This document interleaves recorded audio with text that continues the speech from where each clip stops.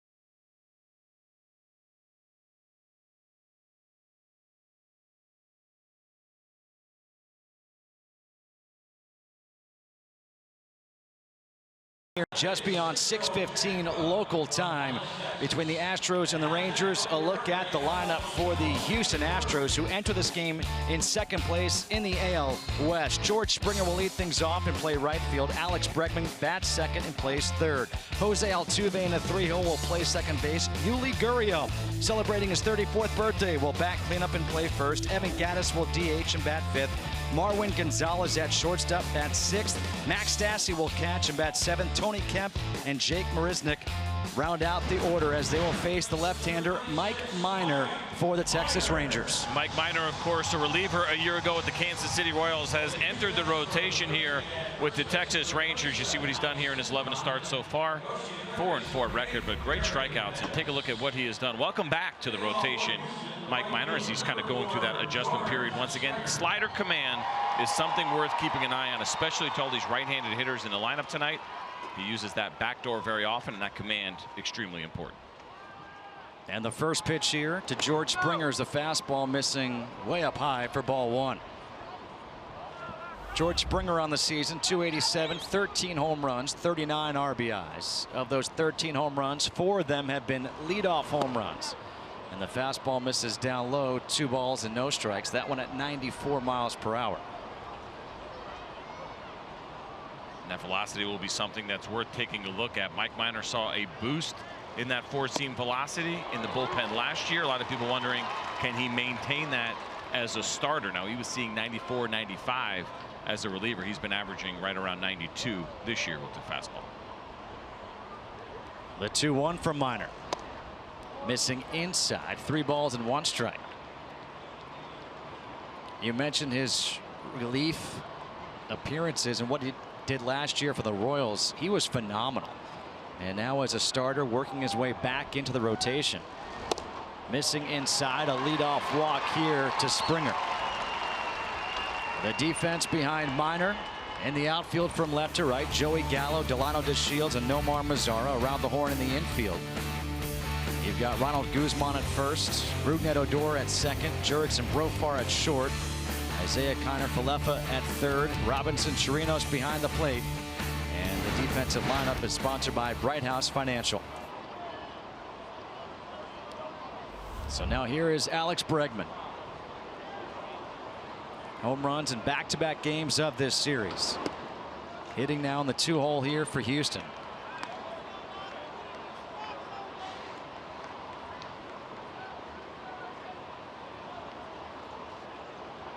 Springer on at first after a leadoff walk.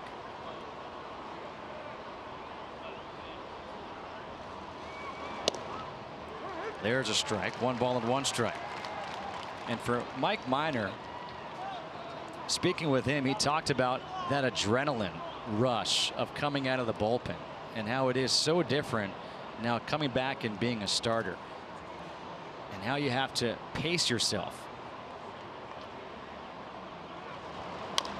Bounce foul. Well, 1 ball and 2 strikes. Prep is so different, obviously. As a reliever, you come to the ballpark every day knowing you have a chance to pitch. You may or may not get in there. You also know you can go and air it out for an inning, or in Mike Minor's case, a little bit more than that once in a while last year. And then he goes back into the routine of what he used to do as a starter, which is prepare not even every 5 days for him. It's been really every 6. It's been 10 since his last start. They give him a lot of time in between and trying to find that groove again. He was so successful with the Braves. Certainly takes some time, and I think Mike Minor's still working through that.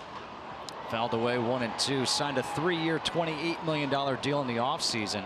The Astros were even interested in signing him to be a reliever, but he came here to Texas so that he could be a starter. And he's been better at home than he has been on the road. At home, a 4.11 ERA. Nearly double that on the road, in 8.14 ERA.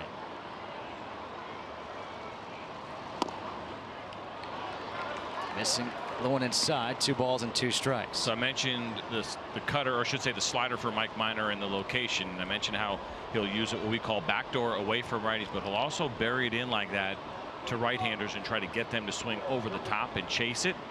More often than not, that pitch will be on the black or in off the plate. Bregman in the air to left field. Joey Gallo back by the warning track, and this one hops the wall. Springer rounding third. He's going to be waved home. No throw. RBI double for Alex Bregman.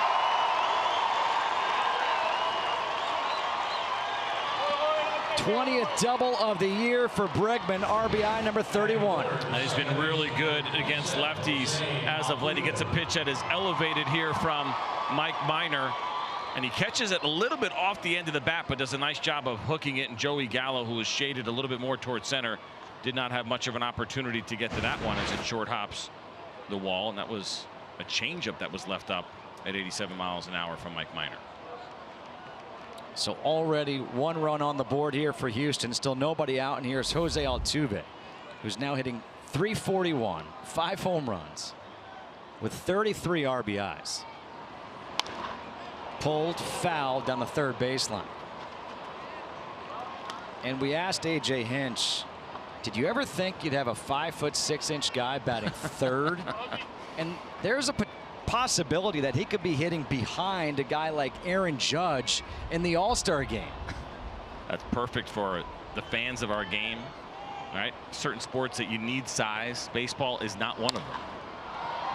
Altuve hits one in the air to right field. Mazzara is there under it. Bregman tagging up, going to third, and he will get in there safely. So good base running right there by Alex Bregman, realizing how deep that ball will be, able to take the base. Well, you see a good look right there at Nomar Mazzara, who gets behind this ball, really does everything he can. He's been very good throwing for the Rangers this year, but not much of a chance at all to get Alex Bregman. So with just 1 out, runner on third, the infield is brought in for Yuli Gurriel, trying to cut down this run early in this ball game. 278, a home run, 21 RBIs. And Gurriel rips the first pitch. RBI for Gurriel on his birthday. 2-0 Astros on top here on the top of the first.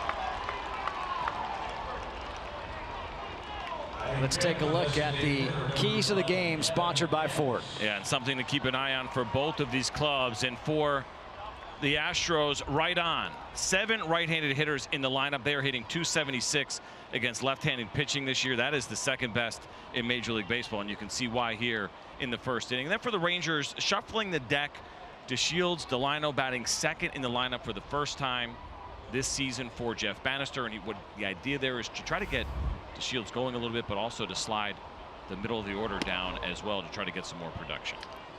Well, Mike Minor and Robinson Chirinos just tried a first pitch breaking ball to Evan Gattis. That missed. 1 ball and no strikes. Gattis has kind of taken over the DH role for the Houston Astros. And now it's 2-0.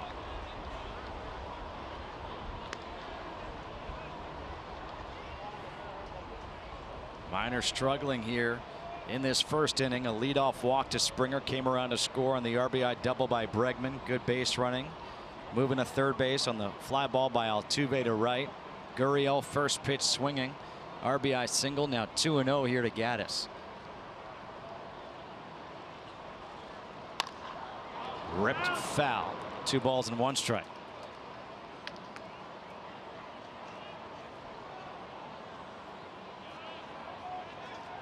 Evan Gattis, his last 11 games, 6 home runs, 14 RBIs.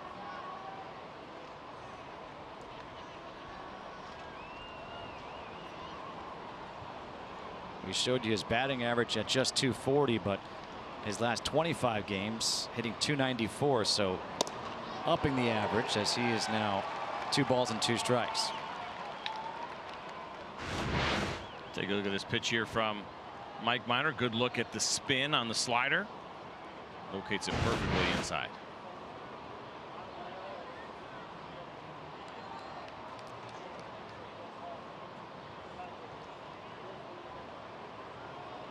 The 2-2. Fastball is outside. Now 3 balls and 2 strikes. So Mike Minor, kind of unusual for a left-handed pitcher, does not throw a 2-seam fastball. Most of your lefties will. They try to run that 2-seam fastball away to right-handed hitters, but Mike Minor exclusively with the 4-seamer throws that pitch 46% of the time, and a .340 batting average against that 4-seamer this year. Gurriel takes off, and the pitch is pulled foul off the fence of the dugout.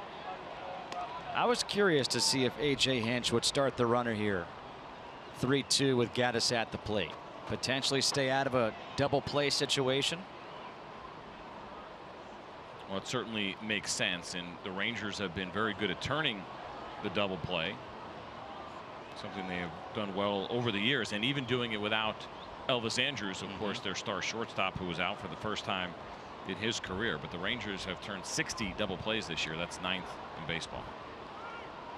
Another 3-2, not going this time. A ground ball to Connor Falefa, and there is the double play.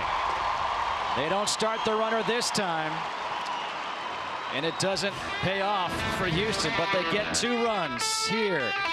It's Little League Day here on Fox, and hey, what do you know? CJ even played some Little League.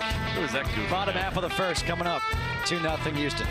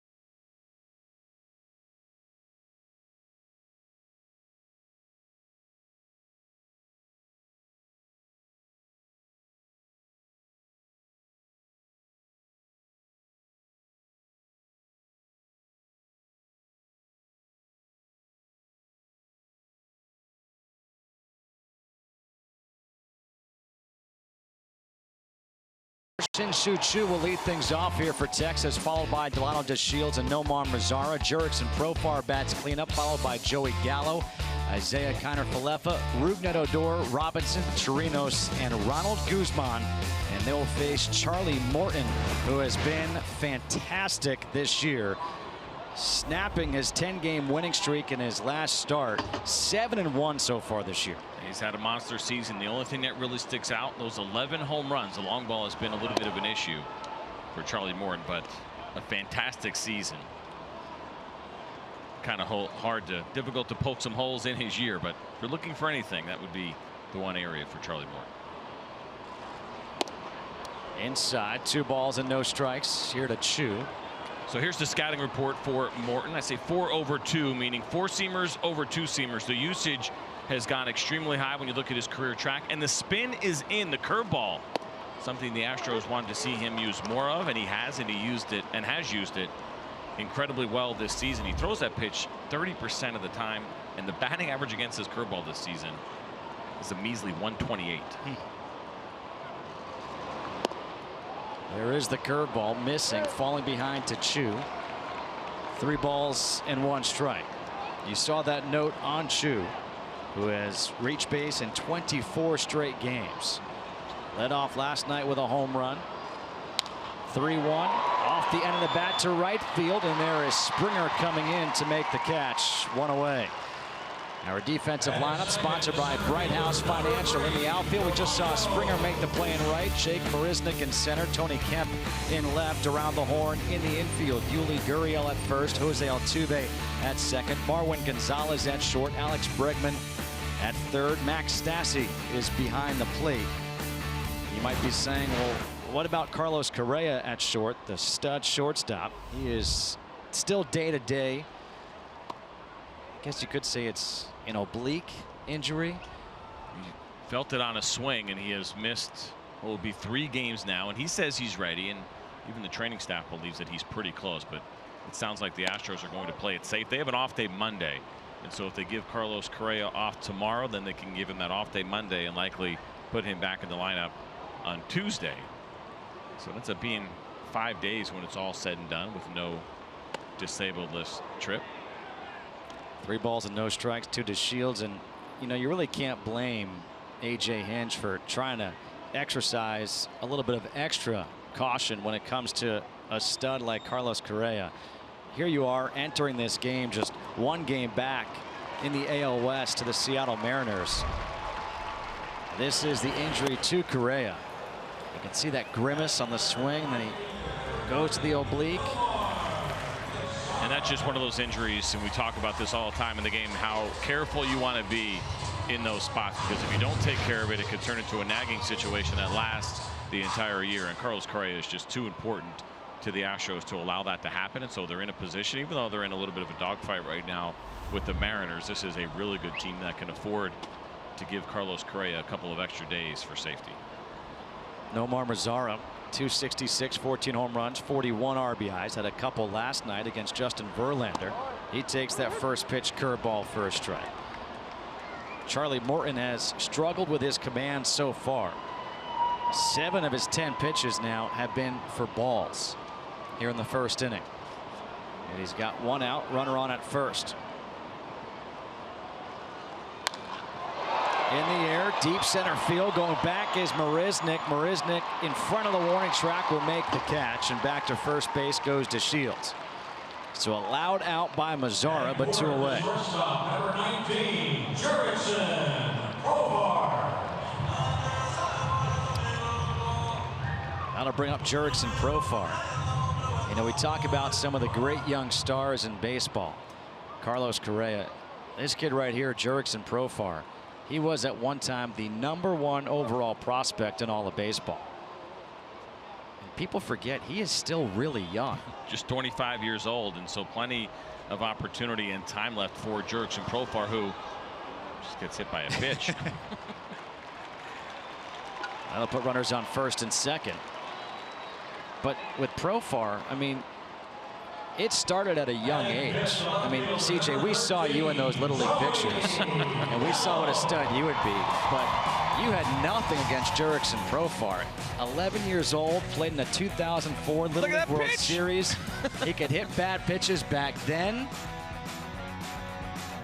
And that's every kid's dream right there, right? Williamsport, Pennsylvania, going deep on that field during the Little League World Series. And so, yes, it started early for Jurickson Profar. You're absolutely right. And the career track took a little bit of a different turn, but still lots of time for Profar, who's getting an opportunity to play, which wasn't anticipated. He was out of options, and so it looked like he was going to be on the bench and kind of the utility guy. But with Adrian Beltre going down for a while, Elvis Andrus going down for a little while, even Rougned Odor, at one point all 3 of those guys were out at the same time. So Jurickson Profar has gotten consistent playing time, consistent at bats, and Rangers have been pretty pleased with the results so far. Adrian Beltre is back. He is getting the night off.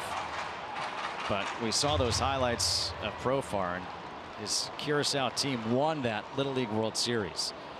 So he knows what it's like to win a World Series. 1 ball, 1 strike here to Joey Gallo. 205, 17 home runs, 37 RBIs. And because there's a runner on at second base, the Astros are not doing the extreme shift which they did last night against Gallo, when they had 4 infielders on the right side of the infield. There was nobody on the left side of the field except for the left fielder, Tony Kemp. Well, you can't do that with a runner at second, and so a little bit of an adjustment for the Astros here against the Rangers. And for Joey Gallo, trying to find a way to make an adjustment against Charlie Morton. It has been a struggle for him over the course of his career. You mean 11 strikeouts and 12 career at-bats? And a lot of curveballs that he has seen over that time. Gets a fastball there at 97, 3 balls and 2 strikes. And you can see Morton is scuffling here in the first inning, just trying to find it. Yeah, a little bit trying to find the command, which is unusual for a guy with a 2.8 walk per 9 rate. He's been excellent in that regard, but you can say the same for Mike Minor, leadoff walk after and during a season in which he has an excellent 2.1 walk per 9 rate. 3 3-ball counts against 4 hitters, excuse me, now 5 hitters so far. The runners go, and the curveball is taken for ball 4, and that loads the bases here with 2 outs in the bottom half of the first. That's pretty incredible. You say, well, why a 3-2 curveball to Joey Gallo? Well, Charlie Morton has thrown 42 curveballs out of the 56 pitches that he has thrown to Joey Gallo over the course of his career. He's had a lot of success, and so he thought he could get Joey Gallo to go out of the zone. He knows that Joey Gallo has struggled on the curveballs. You get a good look at the pitch right there, but out of the zone, so a good job by Gallo doing his homework a little bit, understanding the trends and what Charlie Morton has tried to do against him, and he lays off that breaking ball out of the zone. Pitching coach Brent Strom comes out to speak with Charlie Morton and Max Stassi, and you've got 2 outs here. Bases loaded, 2-0 Astros leading here in the bottom half of the first. If you're Texas right now with Isaiah Kiner-Falefa at the plate, this is that time. You know, everyone thinks 7th, 8th, 9th inning, that could be the turning point of the ball game. This might be that turning point of the ball game for the Texas Rangers. Can they get a run or 2 across right now against Charlie Morton? So you're sounding like they should have maybe started a reliever in this game? Is that what you're getting at? No, I'm not saying that at all. Are you ready to run the Tampa Bay Rays? No. Definitely not. No, but you're right, though, and I think it's a fair point. Based on how good the starting pitching has been, you have Charlie Morton on the ropes right now. You want to be able to take advantage, cash that in, because if he catches a groove and gets out of this inning, he is certainly capable of going on a roll. Breaking ball. Quickly, no balls and 2 strikes after the visit from his pitching coach. No hits in the inning. There's the breaking ball. We talked about it already a bunch here with Charlie Morton, how good it is, what a successful pitch it has been for him. The 0-2. Fastball paints the outside corner, and he gets out of the jam. A couple of walks, a hit batter, but the Rangers leave the bases loaded here in the first. Charlie Morton went to the fastball, and he paints it. It's 2-0 Astros.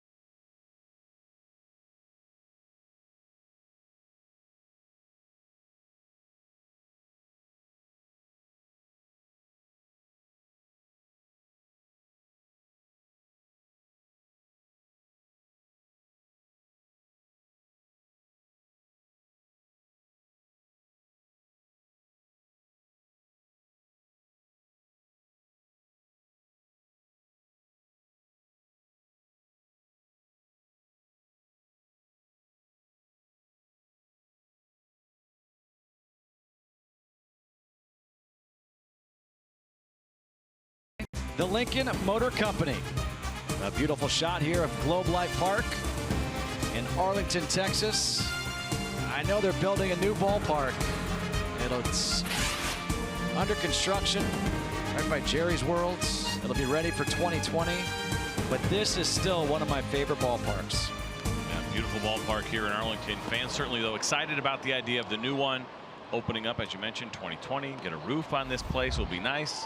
That's what I think they're most excited about. Sure, no doubt about it. I mean, no reason to bring a fan anymore. Close that roof. Yes, baseball was meant to be played outside, but there's nothing wrong with throwing the roof on and closing it up when it's 96 degrees like it is this evening. CJ, it's already dropped down to 94. I mean, come on. Fair enough. And, you know, the other part, obviously, it's barely warm enough to break a sweat. And they'll usually play 7 o'clock games here on Saturdays. But on Sunday, you have to play day games, right? Unless you're the Sunday night baseball game, you have to play day game for, I don't know, about 3 months of the season. That can be a little bit of a stretch here and can be rough for the Rangers fans. 2 balls and 1 strike to Marwin Gonzalez. The switch hitting shortstop here tonight. But it's not just the stadium, too. You've seen the trend. St. Louis, what a great job they have done with Ballpark Village. Same thing here with Texas Live. It's going to be happening. Hotel, restaurant, bars, all kinds of things to do. They don't look at it as just 81 dates where they're trying to entertain fans, but a lot more that'll be going on. So it can be a 365 kind of place to be all year round. 2-2 is pulled foul. I'm going to pose this question to you. When you look at this ballpark, what's the first image that comes to your mind? You mean of the ballpark or like things that have happened on the field? Just in general. Like, is there a player? Is there? You think Pudge? That's exactly what I think anytime you look out to center field and the great lineups that they had here in the late 90s, they've had great lineups here multiple different times. Obviously, the World Series runs as well. But yeah, this ballpark I think is synonymous with Pudge Rodriguez. I think it's certainly fair to say. Juan Gonzalez. I mean, this mostly nightmares for me, quite honestly, rolling through here. 3 days couldn't go fast enough. 3 balls, 2 strikes. The count here to Gonzalez. You walk down to Jeff Bannister's office. Here's a long hallway, and as the manager of the Rangers, and as you walk down the hallway, they have pictures of Ranger greats, and it's like my hallway of horrors. Like you go down, there's Juan Gonzalez, there's Pudge, there's Rafael Palmeiro, and you just keep kind of going up and down the line, the great sluggers that they had here all the years. I just kind of duck and try to get out of there before I let up another hit. Another 3-2 in the air to right center. Delano DeShields on the run, makes a spectacular catch. Mike Minor gives him an ovation. Wow. Well, Delano DeShields has done an excellent job here defensively. Most of last year, he played left field, and then this year they decided to make him the everyday center fielder, and you see the great jump, and he just glides. He has got excellent speed. He's one of the fastest in the game. Look at the focus right there as Delano DeShields watches that ball right into his glove. Tremendous play. Remember, too, here in Arlington, that ball carries really well to right center field. Not as much as it used to when this place first opened, but it still carries, and it can be a pretty tough right center field to cover, and Mike Minor certainly appreciates the effort from Delano DeShields. Max Stassi first pitch to shortstop. Profar from the outfield grass. A long throw makes the play. 2 away. Delano DeShields has been around the game of baseball for a long time, of course. He is Delano DeShields Jr. His father, Delano DeShields, a major leaguer. And that play that he just made was awesome, but how great are these shots? That is fantastic. A young Delano. He's kind of falling asleep in his dad's arms, and there's mom, an unbelievably athletic family, of course. Track and field star at Tennessee. His sister Diamond now playing in the WNBA. And Delano DeShields Jr. just showed off his athleticism with that catch in center field as the count is 1 ball, no strikes to Tony Kemp, who also has great speed. And Kemp fouls one back this way. 1 ball and 1 strike. And for more on Delano DeShields Jr., let's welcome in the 3rd member of our team, Emily Jones. Yeah, I talked to Delano DeShields about his fondest memories of Little League. He said it was without a doubt in a weekend tournament where he had 4 home runs in 3 days. That tournament was in Vegas. And among the people in attendance at that tournament and playing in that tournament, Joey Gallo. He said that Delano DeShields was very well known in Little League circles as quite the slugger. And of course, everyone knew his name because of his father. So some fond memories there from Delano DeShields, and made quite a name for himself very early on in the Little League game, guys. Kemp rolls one over to second. Odor retires him. Delano DeShields, though, you'll be seeing this one all night long. The sliding catch along the warning track. 2-0 Astros on top.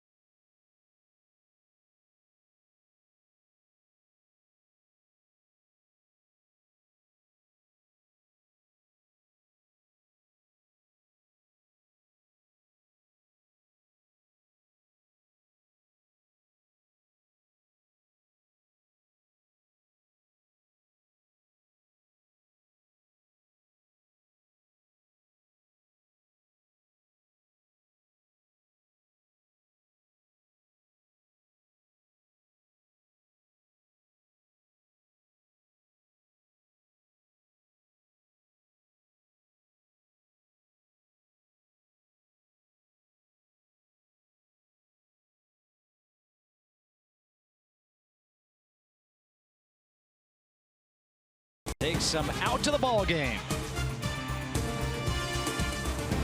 Bottom half of the second here in Arlington, 2-0. Astros lead the Rangers. Charlie Morton got out of that first inning with the bases loaded. No hits in the inning, 2 walks, a hit batter. And now he'll face Rougned Odor. And Odor chases the high fastball, fouls it into the mid of Max Stassi, 0-1. Odor's numbers: 211, a home run, 14 RBIs.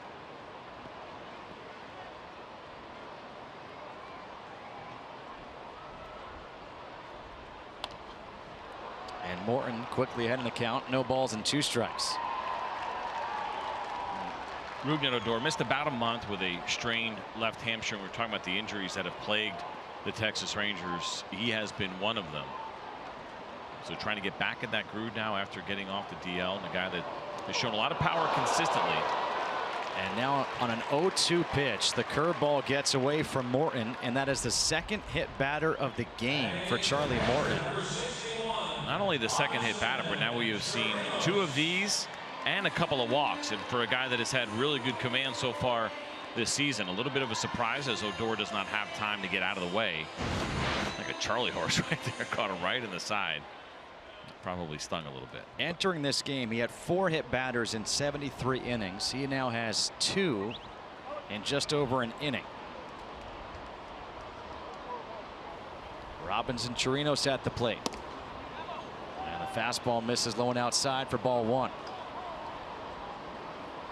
Robinson Chirinos, 198, 8 home runs and 22 RBIs.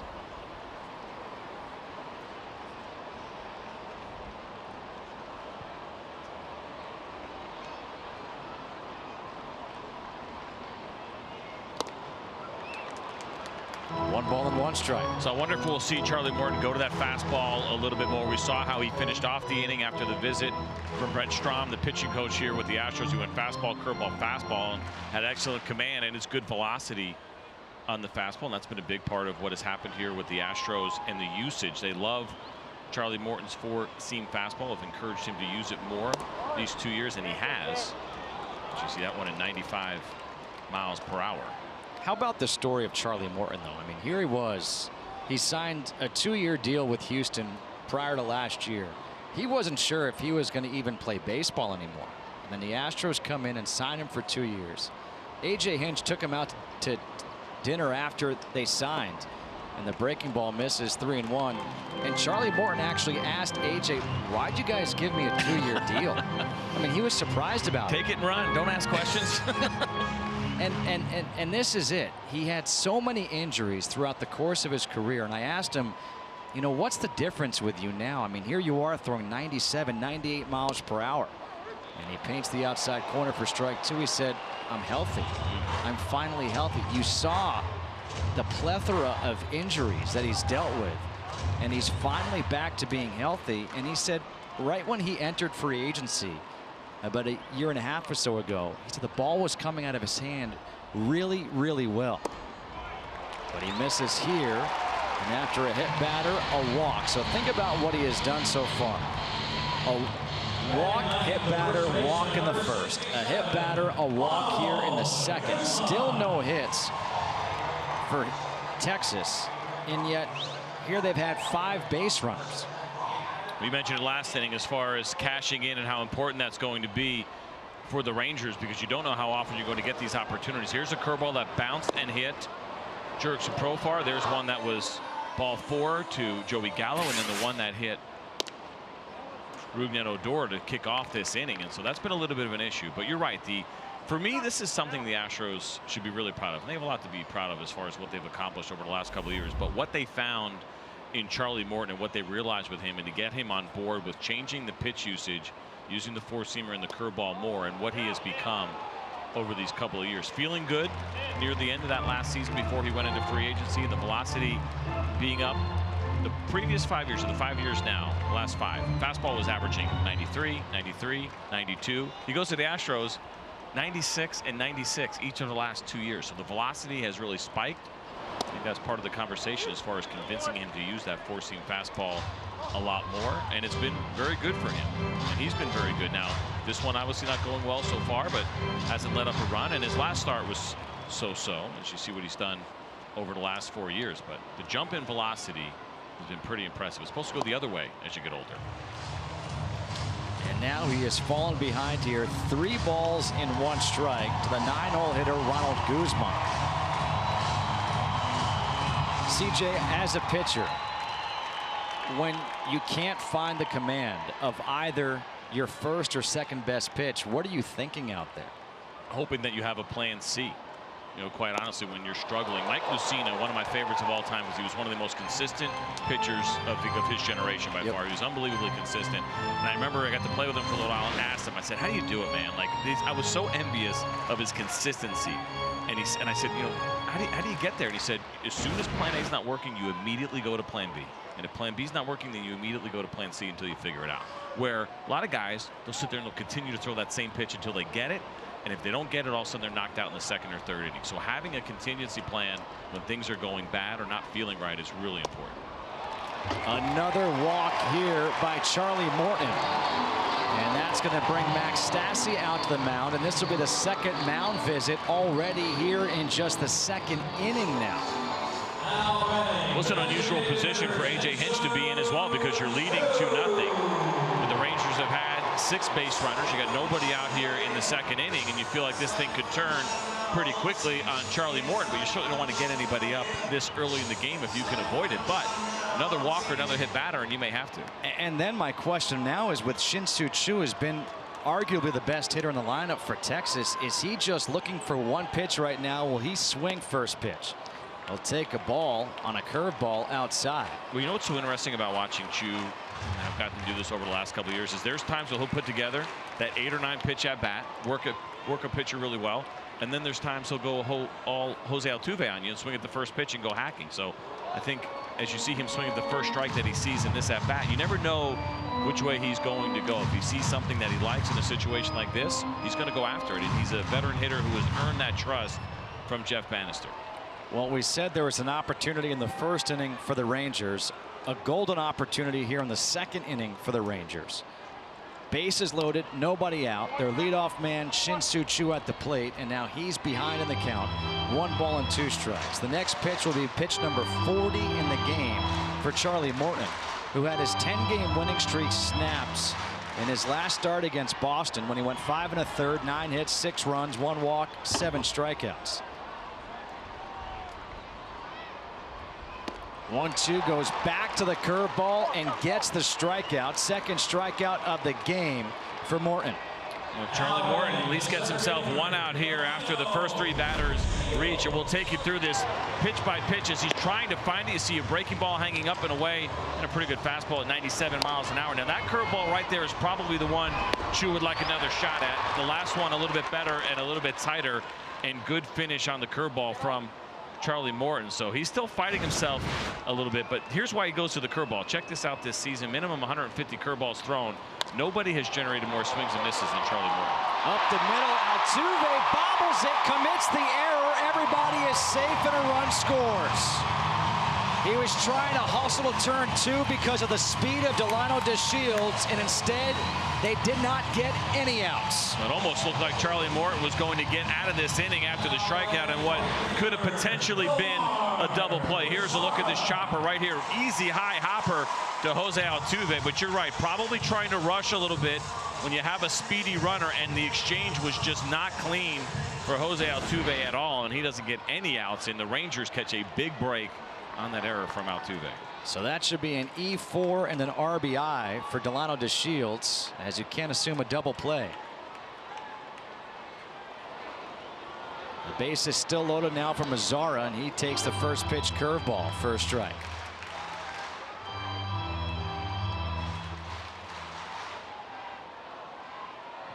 We've grown so accustomed to seeing such phenomenal starting pitching from the Houston Astros this year that this start right now for Charlie Morton is kind of shocking.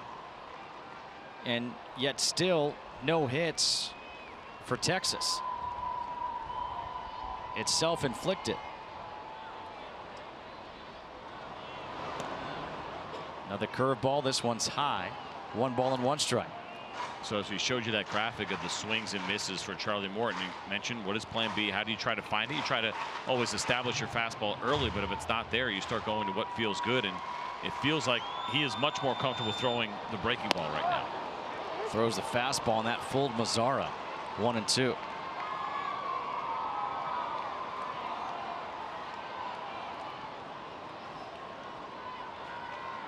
The Astros starting pitching since May 26th has an ERA of 5.19. 1-2 breaking ball to left field. Kemp shading his eyes from the sun. Here comes the throw home, tagging up Chirinos, and he will score to tie the game. A sacrifice fly for Nomar Mazzara, RBI number 42. It's a nice job by Kemp to be able to battle the sun. That did not look easy at all, as you see him with the glasses on, but the sun is right in his eyes, and this is an excellent job. Glasses and bare hand, and makes the catch. And the last thing you're thinking about is trying to get yourself in position to make the best throw that you can. Robinson Chirinos is not a great runner, but first things first, you got to catch the ball. And for Kemp, that meant maybe go ahead and allow that runner to score without much of a challenge, because had he started to turn his body a little bit too much, might have been a little bit more difficult to try to catch that ball. 2-2 ball game. Now Jurickson Profar was hit by a pitch his first time up. First and second, 2 outs. Profar first pitch, pops one up, foul. Third base side, Bregman over by the dugout. That will go into the dugout, now into the seats.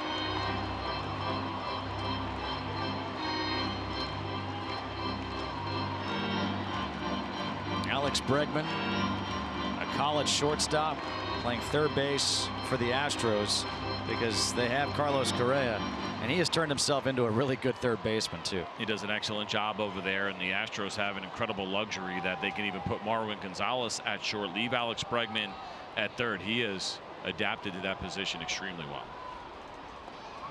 Another hit batter on a breaking ball as this gets Profar on the back foot. Second hit batter of the inning, third hit batter of the game, and once again the bases are loaded. This is really amazing, and the curveball I mentioned, I thought Charlie Morton might have been feeling a little bit better with this pitch, but you just see it take off on him as he hits another left-handed batter with the breaking ball.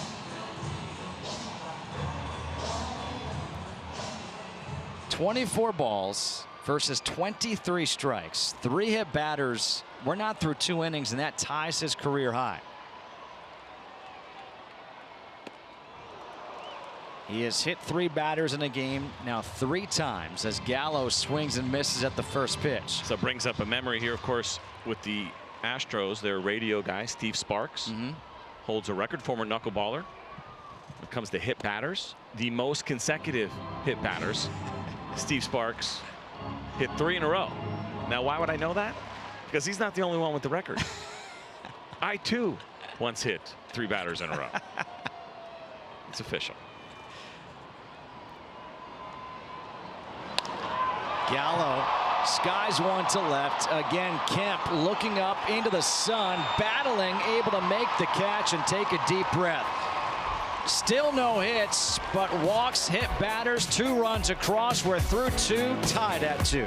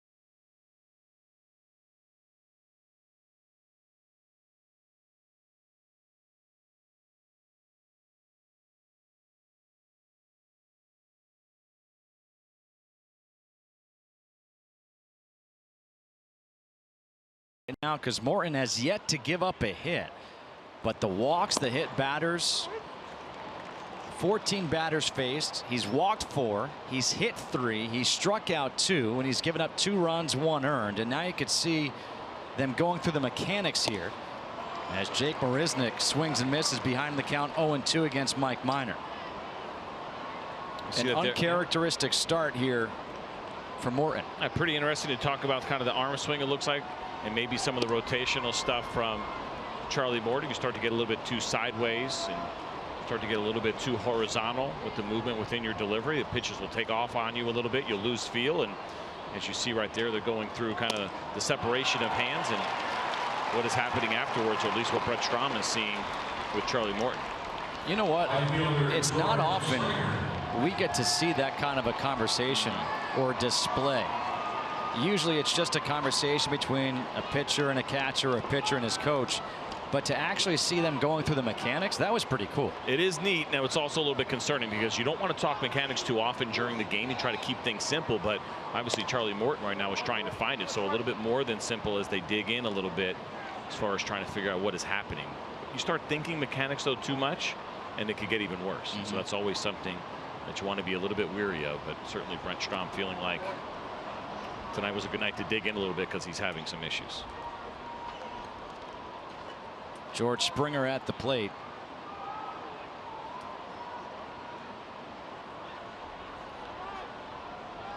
2 balls and no strikes here to Springer. Broken bat, flare, Profar going out, lays out, and can't make the play. A good effort by Jurickson Profar, but a broken bat single for George Springer. It wasn't hit very hard, but you're talking about a guy who is really strong, and George Springer does enough to get this into the outfield. Excellent effort by Jurickson Profar as he just misses that soft line drive.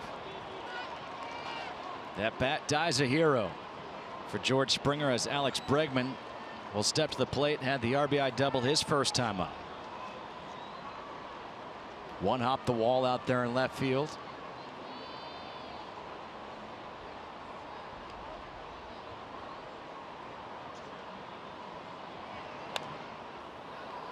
Fouls the first pitch back, 0-1. 22 straight games now for Bregman that he has reached base. You know, we talk so often about the young stars in the game, and there are so many truly bright young stars. Alex Bregman is up there. I mean, this guy became a hero in last year's postseason. He went around, says home plate umpire Sam Holbrook, 0-2. You're right. Like I mentioned, going to third base, he's done a really nice job. He's been a really good hitter. As far as the Astros go, the way that this lineup is constructed, he fits in really well. He's very disciplined in what he does. Has hit lefties well, and certainly in the postseason hit lefties, especially Rich Hill in that World Series, extremely well. It's been a good pick, second overall, just a couple of years ago, was Alex Bregman. Low and inside, 1 ball, 2 strikes from Mike Minor. You know, also interesting with him is that he hits the ball in the air a lot. Very high fly ball rate, nearly 40% for him, but he'll hit into some double plays, which, you know, you think a lot of times the guys with hit the ball in the air, fly balls, don't do it too often. But look at this in the American League. This is surprising to see 2 Astros on this list, but Alex Bregman, 10 double plays so far. That is tied for 3rd in the American League, and certainly Mike Minor would like to get one right now. Goes with a slider, misses. 2 balls and 2 strikes. Good stop by Chirinos. But when I saw that number, that really surprised me, because he is a guy that, not that he subscribes to launch angle, he's trying to get the ball in the air a ton, but he does. He hits the ball in the air quite a bit and puts the ball in play. And AJ Hinch told us before the game, when he's at his best, he's thinking line drive. And when he came out of college, he said he actually used to think get the ball on the ground, line drive. Now it's line drive and higher and try to get the ball in the air. 2-2 in the air down the left field line, and that is a foul ball. I think he was thinking line drive right there. But that is, and I think that's one of the biggest misconceptions about where we are right now as we talk about launch angle and getting the ball in the air. Joey Gallo hits the ball as high as anybody in the game. His flyouts are unbelievable. His home runs are always, for the most part, pretty majestic. He says what he's trying to do is hit line drives and hit down on the ball and hit it out to center field. Put backspin on it. The way the ball comes off his bat, you would never think that that's the approach. I think that's one of the biggest misconceptions, is that everyone's uppercut. There goes Springer, ball in the air to center field to Shields. Back on the warning track at the wall, will make the catch, and Springer has to retouch second base and go back to first. A long fly out for Alex Bregman. 2 away here in the 3rd.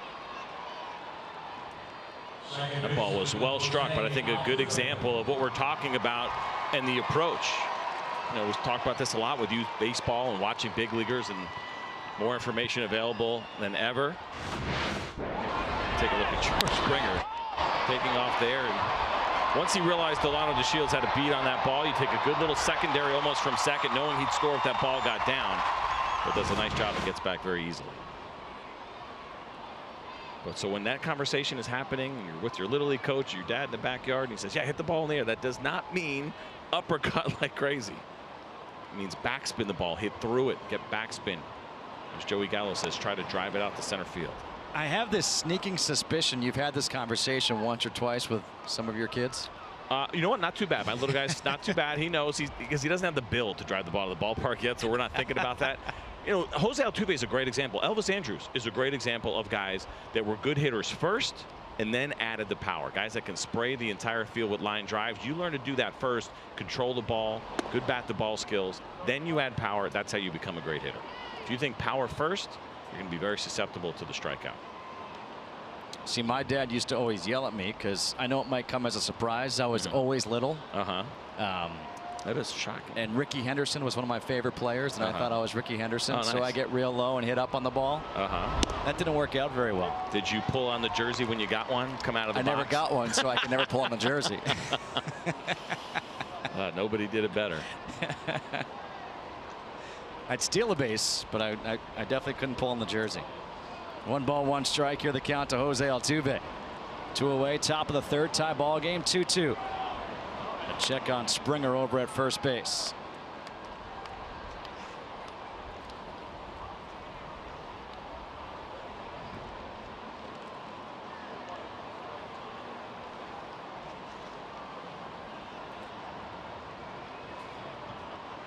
Springer 3 for 6 and stolen bases on the year. Another check on him.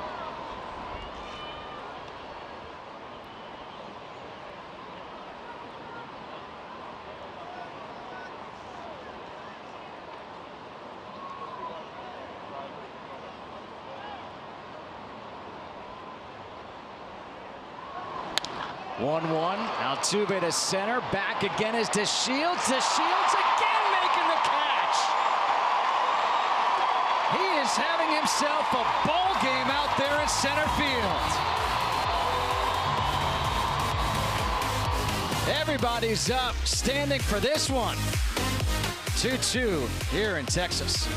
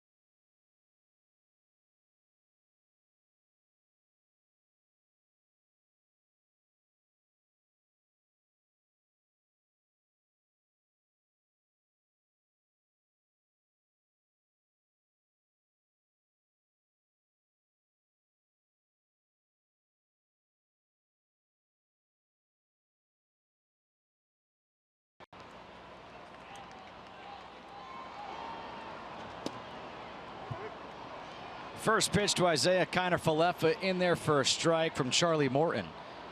Kiner-Falefa struck out as the final out with the bases loaded in the first. 1 ball and 1 strike.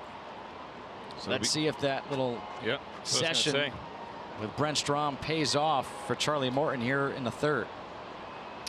I always want to be careful, as I mentioned, thinking about mechanics. You want to keep it simple in the middle of the game. It can be difficult, but then sometimes a coach just says that one right thing that clicks and gets you back on track.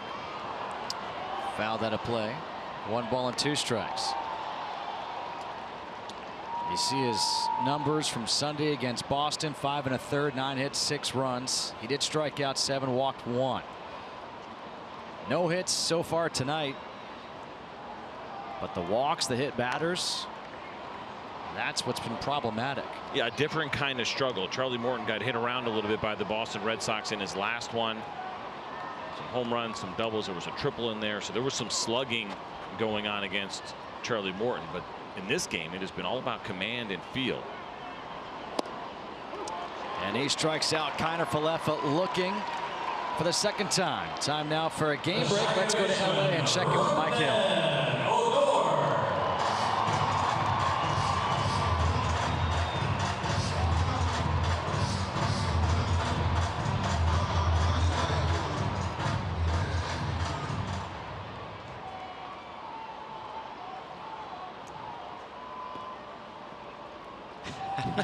Thanks, Mike.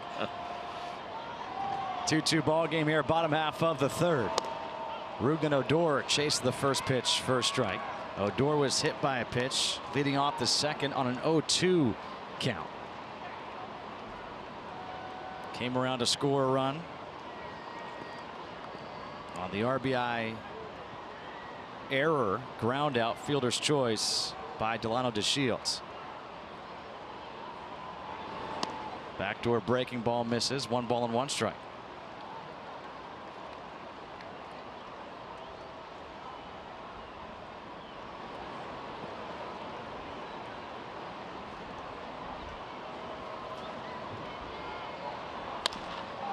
Ground ball. That's the shortstop Gonzalez making the play. 2 away. The catcher, Robinson Chirinos. So quickly 2 up, 2 down here in the third for Charlie Morton. And now he'll face Robinson Chirinos, who walked and scored his last time up. See, the overall year for Robinson Chirinos had been a backup pretty much his entire career. Last year, though, when Jonathan Lucroy was here, he was struggling. Chirinos had a really nice year, big power year, and eventually he took over the starting role, and Lucroy was traded to the Colorado Rockies before he headed into free agency and went to the A's. And Rangers had no problem turning over that starting catching job to Chirinos, who had been waiting for a while and did an excellent job as a backup. He's 34 years old, and really for the first time in his career getting that nod and expected to take on the bulk of the catching the entire season. Foul back, 1-1 strike.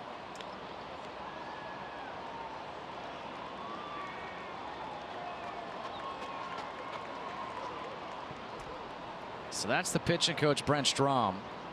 Now on the opposite end of the dugout, maybe looking at the mechanics in a different way. Oh, no doubt. All the way down there on the far end of the dugout, right? The angle that he gets into Charlie Morton is what is happening on separation, right? You can see him from the side much better from that angle. That's the farthest you can go down in the dugout compared to, say, staying down where AJ Hinch is on the other side of the dugout. So they're looking for, looked like, based on what the conversation that was happening in the dugout, maybe some hand separation, hand swing, what's happening once he starts to separate, whether it be front side or back side. He showed both kind of arms and what they were looking for. So it could be something as simple as the way he is taking the ball out of his glove. You'll do little things and not even pick up on it, not realizing that you're doing something different. 2-2, another hit batter. That is the 4th hit batter of the game for Charlie Morton. This coming on a 2-2 pitch. And you could see Morton walking off the mound right now, and he's so frustrated.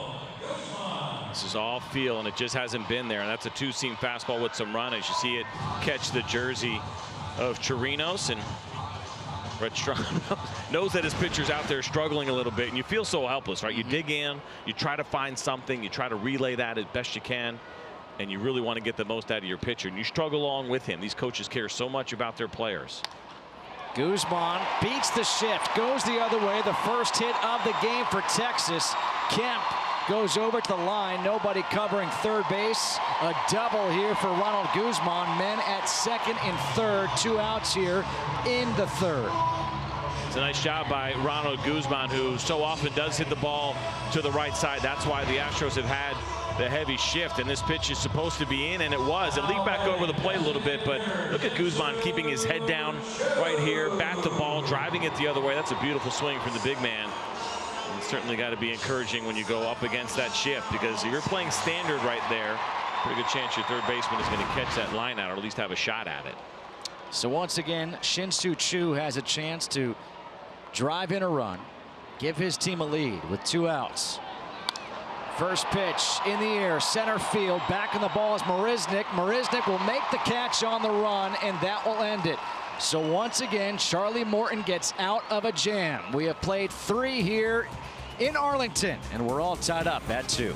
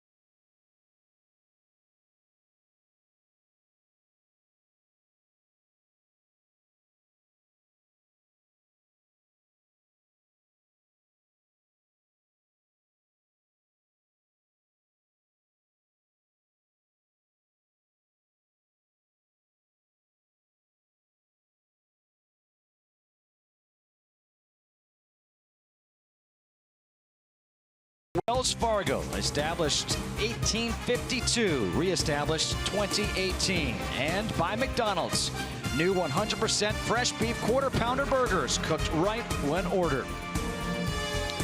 Back here in Arlington, top of the 4th inning, 2-2 ball game. The Astros and the Rangers. Yuli Gurriel will lead things off here against Mike Minor. Takes the first pitch for a ball. Gurriel had an RBI single his first time up on the first pitch that he saw. The 1-0. High and outside, 2 balls and no strikes. And we're joined now in the dugout by Elvis Andrus, the shortstop of the Texas Rangers, who has been on the DL since April 12th with that fracture of the right elbow. Elvis, first of all, thank you for joining us. You took BP today, 2nd straight day. You're going on your rehab assignment starting Monday. How are you feeling? I'm feeling really good, guys. Thank you for the interview. And yeah, today was my 2nd day actually hitting live VP. I hit against Martin Perez, and everything looks good, man. I think I feel ready. I threw cross and relay today. I've been throwing the whole week, you know, to the first base and doing some double plays and pretty much just getting myself ready. And Monday, I start in double A. How about overall as far as handling, sitting around, watching your teammates play? First time in your career, and you're a guy that brings so much energy to every single game. This has had to be difficult for you. Yeah, man, it's super tough. Here we go.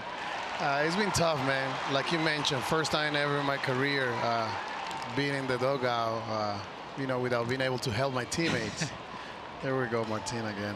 Yep, see, first time you get to have sunflower seeds thrown at you. I know, I usually am the one that doing it, but no, man, I've been feeling, you know, it's okay. I think the first Monday was the toughest one, but now that I start actually doing activities and I'm able to run and hit, you know, it's not as bad, but, you know, really happy to be able to get back on the field and you know, trying to get as fast as I can and get back to help the team to win.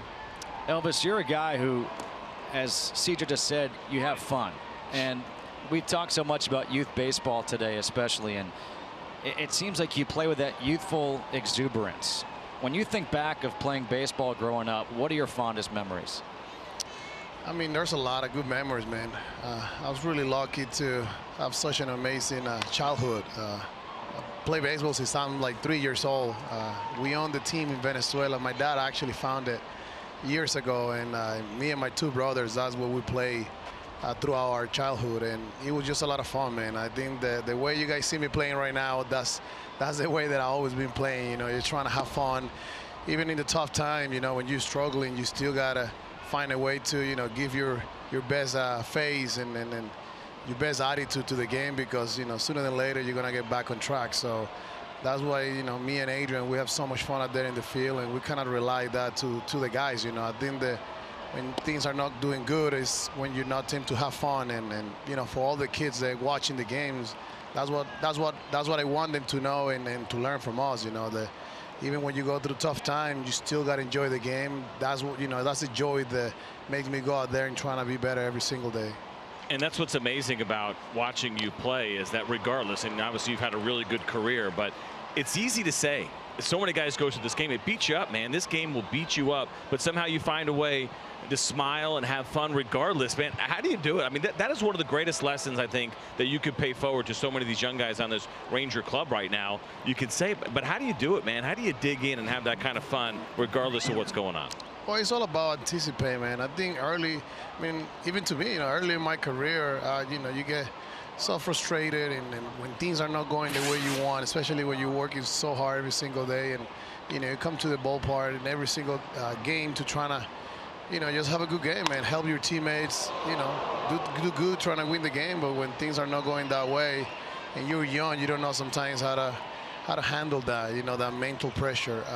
And for me, it's always been, I think I can rely myself on just having fun. And that's something that I learned from, you know, guys like when I came up, like Poch and Michael Young, Ian Kinsler, Vladimir Guerrero. Those guys have fun, man, and, you know, they take it seriously. They're really detailed in their job, but at the end, it's all about having fun. I think that when you're having fun, most of the time, good things are going to happen. So, you know, I keep myself relaxed and just trying to be aware of every detail of the game. But at the end, you know, the passion that I have for this game is because it's a joy. It's enjoyable for me. It's something that takes every problem out of my head. And as soon as I, you know, step on the field, there's no problems in my life, man. I just enjoy it and just, you know, go out there and compete.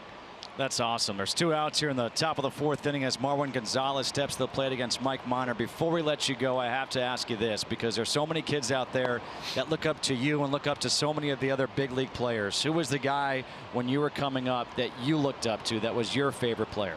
There was actually 2 guys. You know, coming from Venezuela, Omar Vizquel was, you know, he's a legend down there, and you know, he was rocking in the 90s, you know, with the Cleveland Indians. So he was the guy that, and actually I was the only game that actually televised in Venezuela back then in the 90s. So, but as soon as I keep growing up, when I was 10, 13, before I signed, I kind of started liking Derek Jeter, and the way he played, the way he performed and prepared for every single day. You don't see, you know, when he's going good or bad, he's the same guy, and I always you know, enjoyed that, and I was really, you know, I idolized that, the way he just taking care of business, and you never see him, if he was doing good or bad, he was always give you the same face, and for me, that's what I'm trying to do, and teach the kids, you know, that's, you know, baseball is like life. It's gonna be tough, it's gonna have great time, good, bad times, but you always have to, you know, be positive and keep working hard, knowing that at the end, the things are gonna go your way. Yeah, it really is incredible. And you picked a couple of good guys to kind of keep an eye on and watch and certainly admire when you were a young player. Now, you're not old by any means. You're not even 30 years old yet, but you're around some younger guys, right? You got a lot of young guys now that are getting opportunities because of the injuries and guys that have gotten hurt. I'm curious, have you slid into that mentor role a little bit? You like helping these young guys out and teaching them how to be big leaguers? I think it's fun, man. I think it's part of the game. It's a chain, and you have to, I mean, that's the way it is. That's the way it goes. You know, you came here, you're the rookie, the baby, and then a couple years later, you're the one actually have to babysit guys. But, I mean, everybody in the clubhouse here, they're young, but they're really smart, man. They come to the ballpark preparing themselves.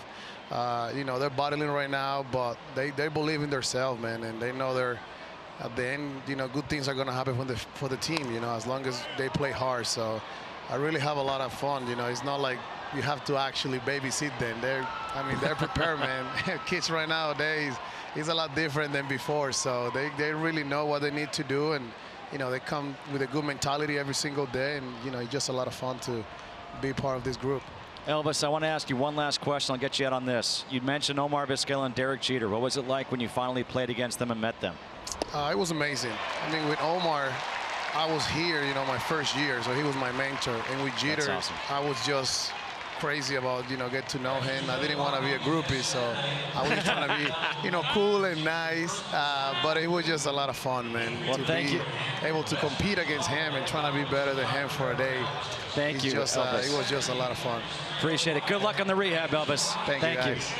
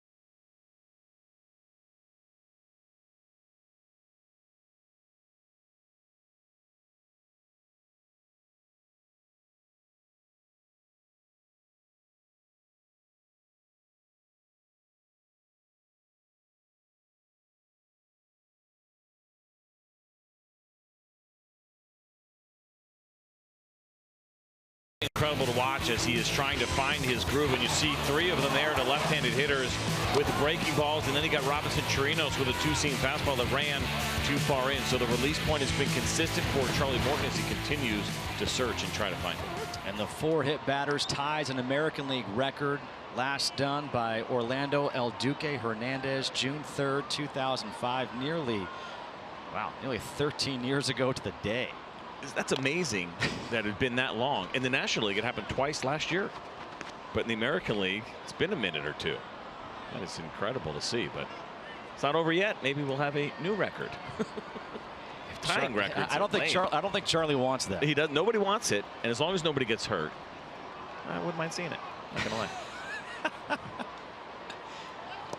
The 0-2 is way outside to DeShields, who's had himself a ball game out in center field. Had an RBI his last time up when he reached on the error by Jose Altuve. 2-2 ball game, bottom half of the 4th inning. Really a special thanks to Elvis Andrus. Really cool talking to him. Outside, 2 balls and 2 strikes. So it's interesting with that when you have Elvis Andrus and you listen to him, because as there's a bunch of young guys getting opportunities, you know, he's still only 29 years old, and you start to slide into that role. But as the game has changed, younger players get to the big leagues quicker. Your veterans are a little bit younger now, and more is going to be required, at least asked of them at times, to step up and kind of be those mentors. Not that Elvis Andrus is anywhere near past his prime. He has been crushing it the last couple of years and expects to do the same once he gets back here, hopefully within the next week or so for the Rangers. 3 balls, 2 strikes. The count here to DeShields, leading off in the 4th. And another walk issued here by Charlie Morton. Our Flip the Switch, sponsored by Boost Mobile. It is DeShields on defense in center field against Marwin Gonzalez, making this great running sliding catch on the warning track, and then against Jose Altuve, doing nearly the same thing. And what happens after you do this not once but twice? You come in and you get a standing ovation. Not too often you see that for defense, but as I mentioned, Delino DeShields last year mostly playing left field with Carlos Gomez here with the Rangers, but the Rangers like what they saw when he had some opportunities and continues to work on his defense and is really taking command and ownership of that center field position here in Arlington. Nomar Mazara swinging at the first pitch, fouls it back. Mazara had a sacrifice fly to left field his last time up, 0 for 1. DeShields at first base can run. He's 12 for 14 in stolen bases. He was behind in the count, 0-2, and there goes DeShields. Mazara fouls it back, 0-2.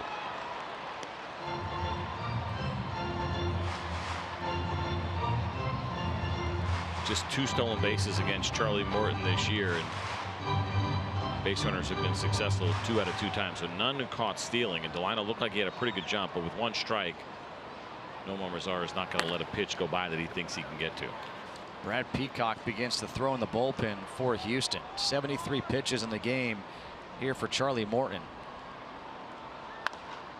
And Mazara fouls one away down the left field line.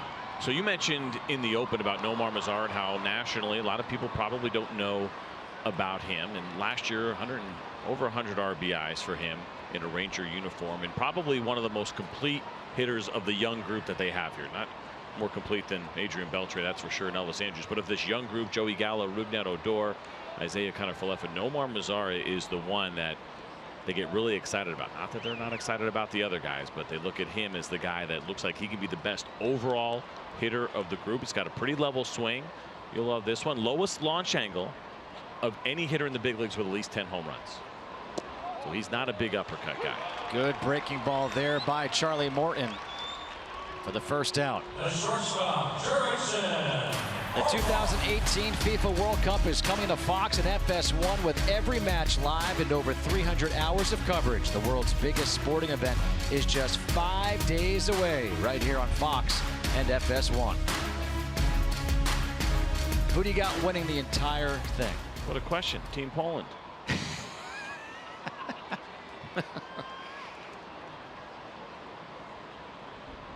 No hesitation. Yeah. Jurickson Profar has been hit twice by a pitch.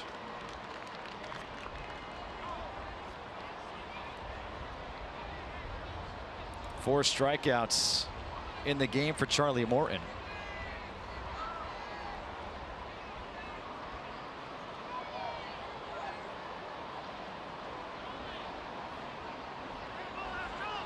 So you wonder a little bit, based on the fact that Jurickson Profar has been hit a couple of times and he's been with the breaking ball, that is Charlie Morton, is he hesitant at all? If he feels like the put away pitch is the curveball down and in and below the zone, but you haven't found it. It's a real battle for pitchers when they go through games like this and saying, do I keep trying to do it or do I just stay away from it? Comes in with a fastball, but well, think about this. I mean, he had DeShields down 0-2 and he couldn't put him away.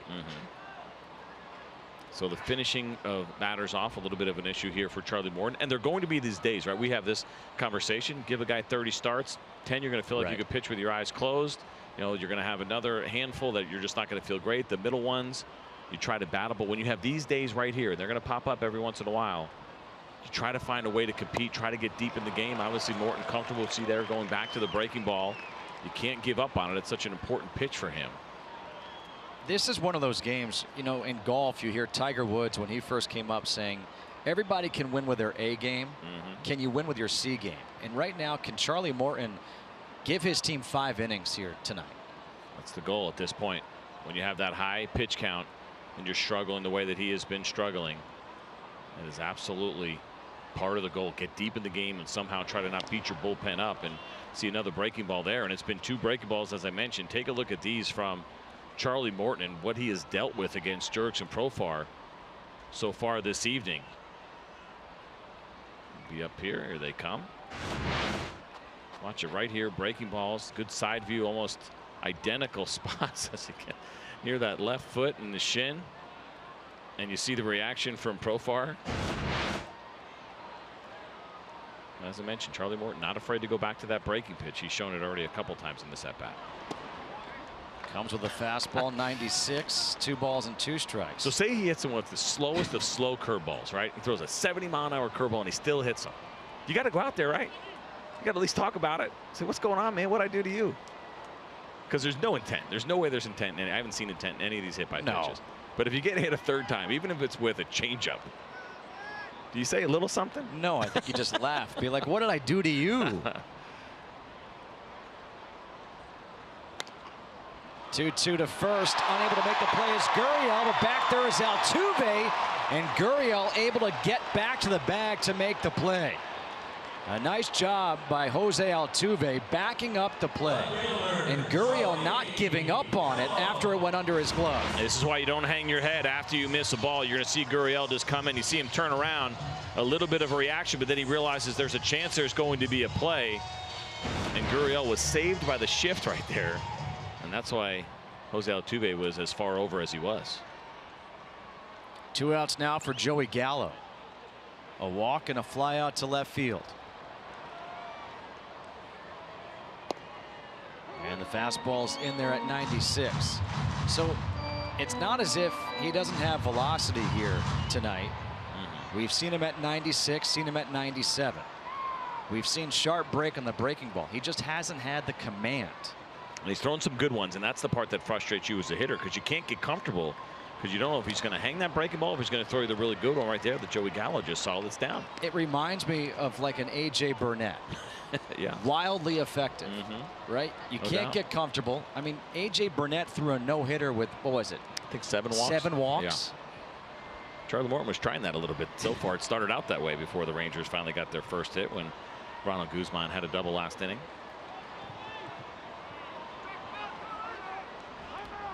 Timeout called at the plate. No balls and 2 strikes. Here to Gallo. Entered this game 11 strikeouts and 12 at bats against Charlie Morton. And now this will be the 3rd visit to the mound as Max Stassi goes out to speak with Morton. And of course, we get to count those now, because part of the new rules is you're allowed 6 per game whenever there's a pitching change that is not made. And so just 3 remaining now. I think, I haven't looked in a while, was it just the Angels that used all of theirs? Not surprisingly. Mike Sosa not afraid to go out there or send a coach out there once in a while, but we haven't heard very much about teams using all 6. But I think it's been effective. I agree. And part of, if you remember last year, I can't remember if it was the ALCS or the World Series, but Brian McCann went out to talk to Lance McCullers Jr. in the first inning 6 times. I can't remember if it was World Series or ALCS, but 6 times in 1 inning. That is no longer. And it really hasn't been an issue for the game. I don't feel like it's impacted anything negatively. I haven't seen a time where a guy should go out and visit his pitcher and he has it because he's afraid to use a visit. By the way, it was again 0-2, and now it's 2 balls and 2 strikes.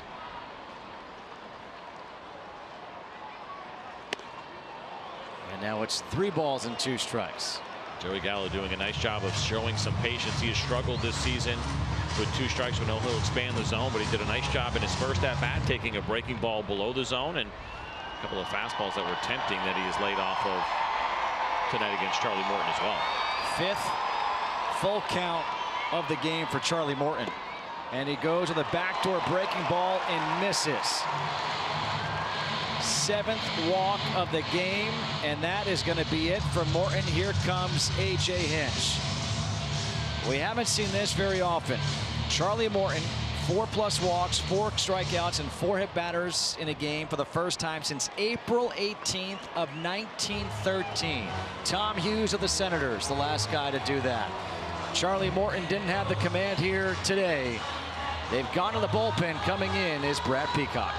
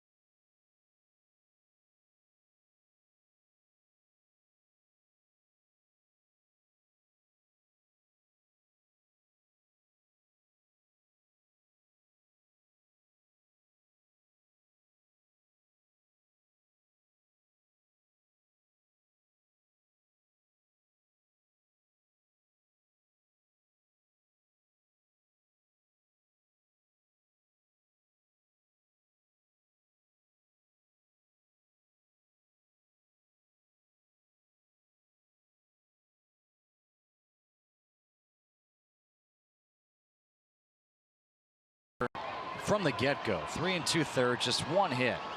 2 runs, 1 earned. Walks, strikeouts, 4 hit batters. Brad Peacock comes in to face Isaiah Kiner-Falefa. So you're looking at here as you see the numbers for Brad Peacock, but 11 base runners for Charlie Morton, who's got a chance to get out of that with just 2 runs.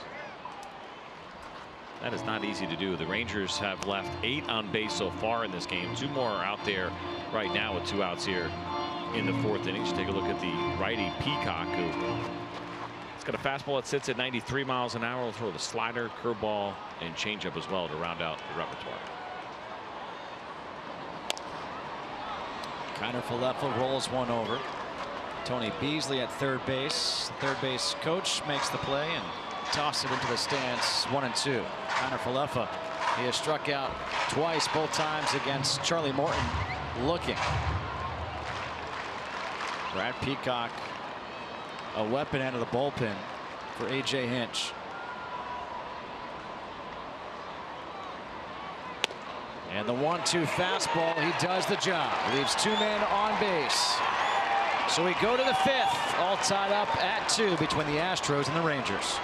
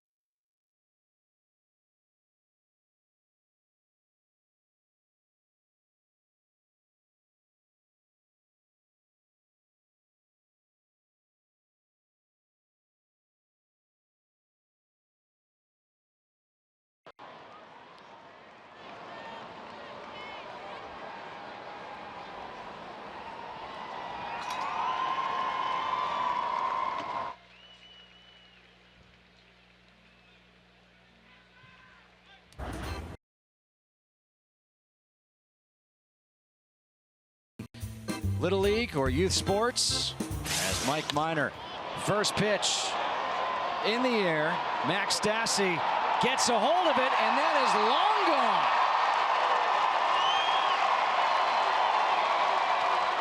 Sixth home run of the year for Stassi, and that gives the Astros the 1-run lead.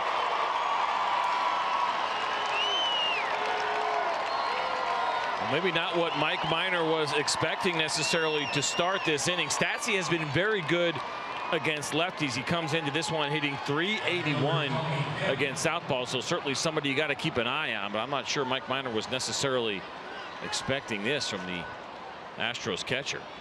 Jumping on that first pitch as Tony Kemp steps in, and Kemp jumping on the first pitch to right field. Mazzara, that's over his head. Kemp can run, and he's going to hold up there at second base with a double. So a home run and now a double. Well, first, take a look at the home run from Stassi. It was a changeup middle away, but it was elevated enough for Stassi to get it in the air and hit it well out of here. This ball continued to carry. We're watching Joey Gallo and Delano DeShields take a look at it, but watch this thing go up over the bullpen. That was 466 feet. That is pretty incredible. And then watch this one here. Looked like a fastball down the middle, 91 miles per hour, and 2 pitches, and got a home run and a double all of a sudden here in the 5th inning. And now Jake Marisnick at the plate, struck out his first time up. And he takes the first pitch for a strike.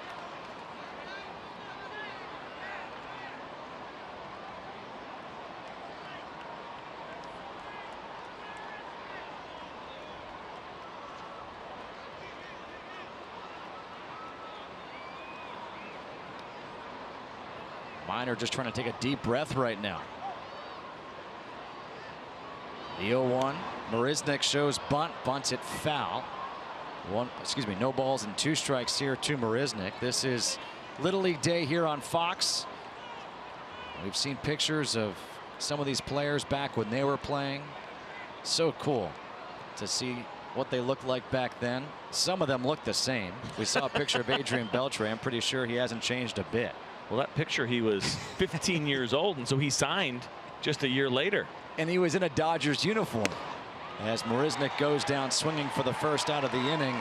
Little League is both baseball, it's softball, and right now let's check in with Emily Jones, who has a couple of special softball guests. Yeah, it's a big weekend here in North Texas as part of Little League Baseball's urban initiative. They're having a softball jamboree here in North Texas. Pleased to be joined by a couple of the players in that from Eagle Lake, which is around the Houston area, Jalissa Barboza. What has this weekend been like for you guys to come here, play baseball, be around other girls your age playing the sport you love? It's been like fun, like really fun, you know, because like we get to steal, you know, score some, you know, runs. That's always fun to score runs. Macy Romo, for you, what has this program been like? What has playing softball been like? I know they teach you courage and loyalty, things that are going to help you throughout your life. How has softball impacted you? It helps me a lot with like having fun, being out there with my friends and stuff like that. For you being from around the Houston area, how cool is it to come to a visiting stadium and see the Astros in action, Jalissa? It's like great because, you know, we get to like know what other stadiums are like, how different they are.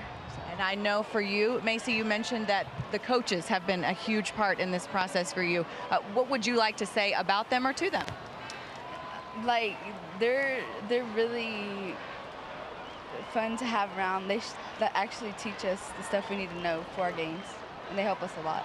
Okay, I know. I promised you guys you could give a shout out. You got one shout out. Coach Delilah. Okay, that's a coach. That's a good one. About you? To my family and my softball sisters. Okay, sounds great. Guys, obviously some softball doing good works here. Thanks, Emily. That is awesome. And, you know, I think talking and listening to the girls as Emily's talking to them, thinking about the coaches, and we talk about the kids a lot. Obviously, they're the most important, but the volunteer coaches, the Little League, the youth coaches, they play such a vital role. Everyone remembers the good coaches that they had when they were kids, whether it's when you're real young, whether you're in high school, even at the professional level. Such an opportunity to impact young athletes and such an important role, and so many of them volunteers giving up their time, and so we certainly appreciate the great work that they do as well. 2 balls and 1 strike. Can think back to my coaches, Little League, Mr. Pasick, Babe Ruth. Babe Ruth was one of your coaches? Oh yeah. Oh, wow. That's amazing. That's why I couldn't wear number 3. Springer at the plate. Rolls one to third base. Connor Falefa fields it in fair territory. Makes the play across the diamond. And holding at second is Kemp. 2 away. Third baseman Alex Bregman. George Springer, he played some Little League baseball. Began his career at the age of 9.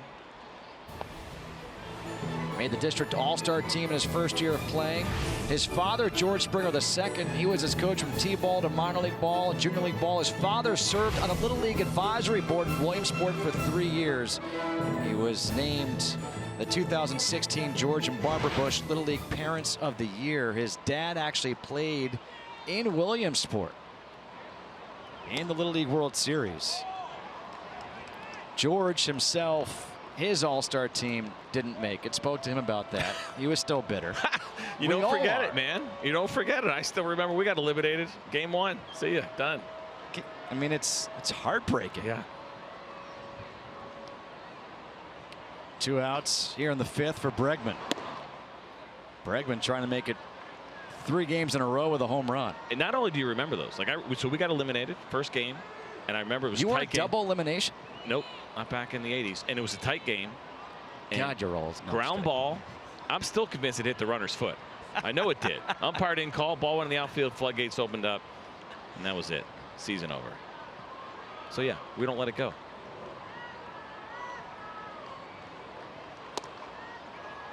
Three balls and no strikes. Have you ever been to Williamsport? Yeah, so I actually went to camp there. I don't know if they still have it. They have a Little League camp there. They did when I was younger, and I did it when I was 9, and then again I think when I was 11 or 12, a 2-week camp, which to me was the greatest thing in the world. Now as a parent, I realized why my parents were on board as well. Yeah, we'll see you in 2 weeks. Sleepover camp. But yeah, got to play in that field and all the other fields around it. It was fantastic. There's a strike. Bregman thought it was ball 4. 3 balls and 1 strike. Well, Alex Bregman is really starting to establish himself as one of the more disciplined hitters in the game, and I think the idea of getting that kind of respect a little bit from umpires. This is a guy that is extremely disciplined, knows the strike zone really, really well. A.J. Hinch was talking about that before the game, and he said there was a pitch that was called a strike. It was 2 inches off, and you never know whether you want to believe your players or not. Pops this one up, and he is not happy. Odor behind the bag at second on the outfield grass will make the catch. Well, Max Stassi, first pitch, 466 feet. That's where it landed, and he gives his team the 1-run lead.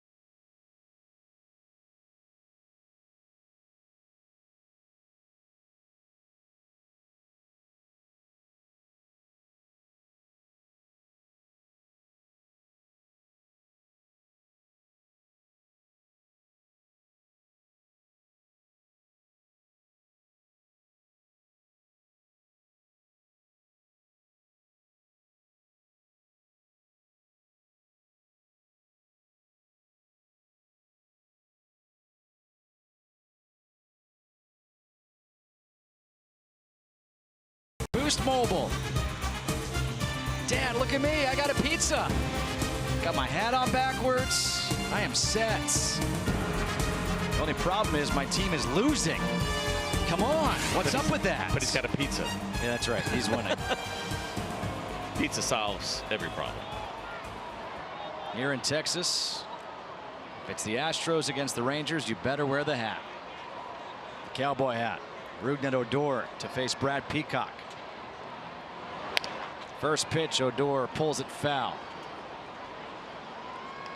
So we were talking to A.J. Hinch before the game a little bit, and only one lefty down in that bullpen, and Tony Sitt, but he's got some righties that do a nice job against left-handed hitters, and Peacock obviously in there for a little bit of a longer outing, but he's done well. 220 against lefties, 185 against righties, but a couple of other arms down there as well. So matching up against all these left-handed bats for the Rangers, not as much of an issue as you might think.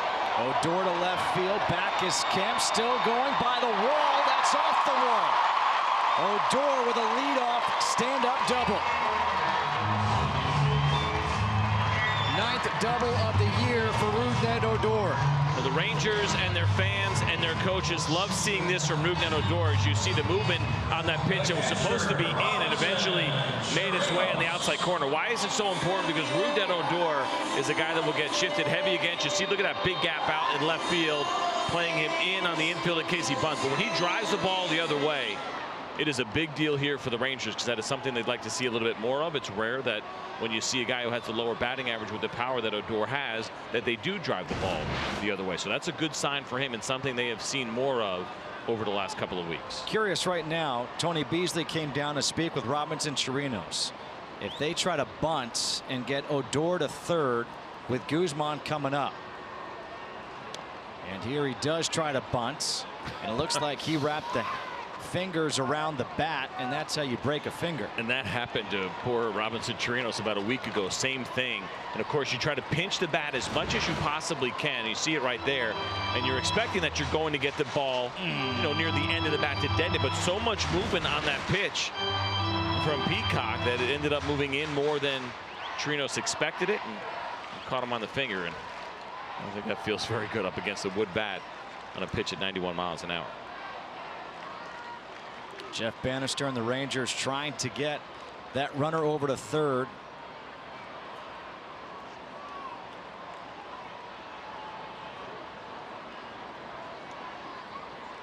Chirinos again squares around, takes it back as the pitch is low and outside. 1 ball and 1 strike. People talk about bunting, and if they like it, if they don't like it.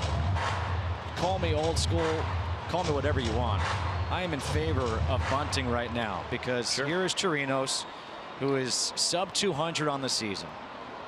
Get the guy over to third base with 1 out, and take your chances with Guzman coming up that he could hit a fly ball to get that run in. You can't look at everything in a vacuum, right? Where people say, well, here's the percentage and how often you would score that run. Sure, those numbers absolutely matter, but circumstances matter more. And so the matchup, pitcher hitter, matters a ton. Also, what has the guy been doing lately, right? If you get a guy that's struggling a little bit, the idea of getting down a sacrifice bunt, a lot of managers will look at that as a positive, try to get some positive mojo kind of going in his favor a little bit. Situation of the game, how late in the game is it, who's up next, all of those things. Well, he doesn't bunt, grounds one to the left side. Gonzalez comes to first for the out, and he gets the job done as Odor was going on contact to third base. Right now, let's go out to LA for a game break. Check in once again with Mike Hill.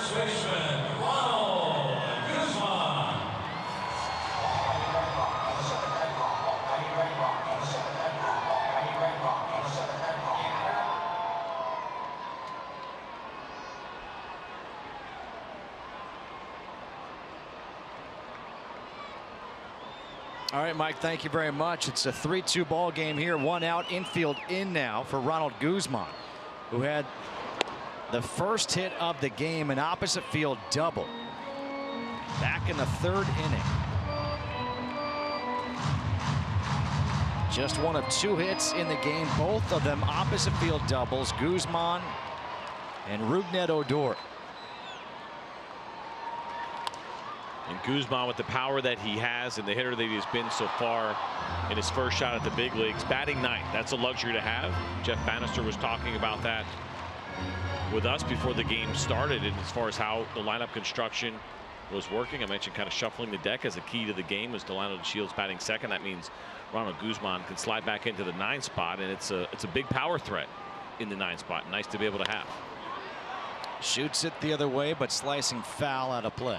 Another Ranger too that's also in this lineup that was not expected to be in the lineup. Joey Gallo was the starting first baseman to start the year, but some of the lack of production in left field for the Rangers meant Joey Gallo goes to left, and then Ronald Guzman gets the call up and gets the opportunity at first. Let's see if he cuts down on the swing here just to get the ball in play. The 1-2. Fouls it back, stays alive. You got the infield drawn in right now. Guzman's been pretty good in these situations with runners in scoring position, hitting .250 this year. So infield in, people think, what do you do? Try to hit the ball in the air? Just try to hit it hard. Try to get it through the infield any way that you can. Just trying to square the baseball up, maybe not too big of a swing. Another 1-2 in the dirt. Good stop by Stassi, who had the home run to give the Astros the 3-2 lead in the top half of the inning. Good job here by Stassi in a big spot. You see where his glove went up. Well, he was expecting that ball to kind of be a backdoor breaking pitch, and instead it finishes down and in. He does a great job of getting over there in time and saving a run.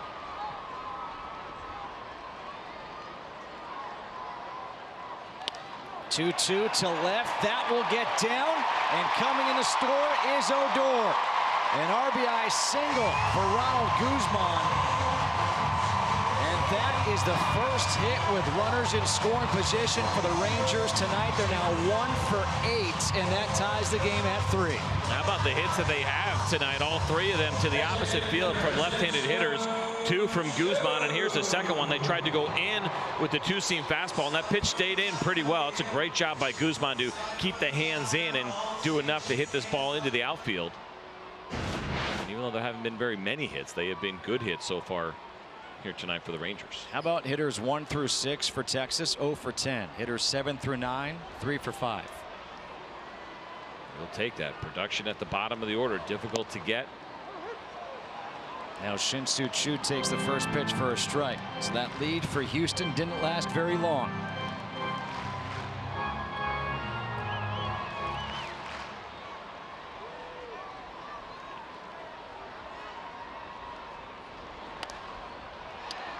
The 2018 Camping World MLB All-Star Ballot is now open and exclusively online. You can vote for your favorite players at MLB.com/vote. Catch all the excitement of the 89th MLB All-Star Game presented by MasterCard July 17th live on Fox and ESPN Radio. I used to love going to the ballpark and punching my All-Star ballots. That pops out of the mid of Stassi. And down to second base goes Guzman. And that'll be a pass ball charged against Max Stassi. It's almost a little bit of a dangerous play at the tail end of it that Marwin Gonzalez decided to stay behind Ronald Guzman, who didn't have to slide because nobody was covering the bag. First, you'll see the pass balls. It just pops out of the mid of Stassi. But watch this throw at the end. Watch, if Guzman doesn't duck, there's a good chance this ball would have hit him. And he does. I don't know if you can put that necessarily on Gonzalez as far as trying to get in front of the bag, but that could have been dangerous. The Rangers had a similar play. It was the first or second game of this series where it was Jose Altuve stole. Nobody covered the bag, but the throw went down. And it bounced once and hit Jose Altuve in the helmet. That's why he's biting his nails. Somebody's got to cover the bag. 2-2 to Choo. Oh. Good job by you, buddy. Wow. I don't even go there. And it's not easy. Now it's three times fast. Do it. 3-2 to Choo. 3-2 to Choo. 3-2 to Choo. A 2-2 to Choo is much, much harder. But it's not 2-2 to Choo anymore. Instead, he fouls this one. And it stays 3-2 to Choo. Now you're just showing off. Red leather, yellow leather. The old school Astros jerseys. I think of Mike Scott, Nolan Ryan when I see those.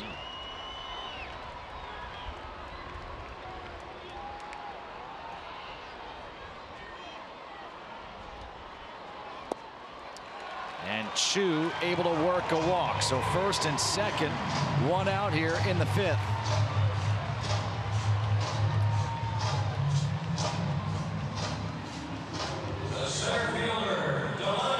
Delano DeShields will come to the plate, having walked twice, reached on an error, has an RBI.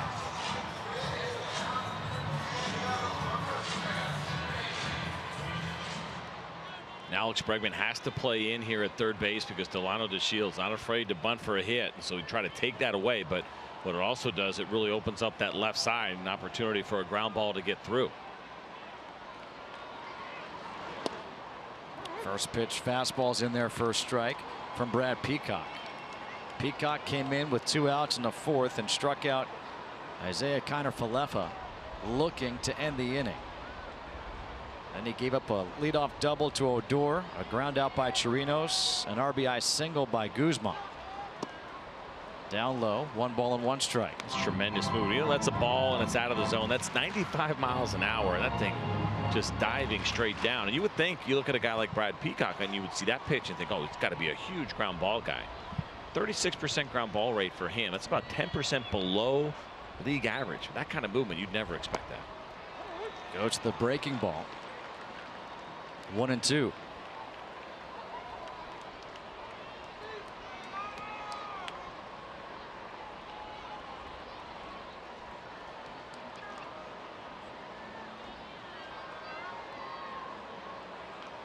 The 1-2 from Peacock.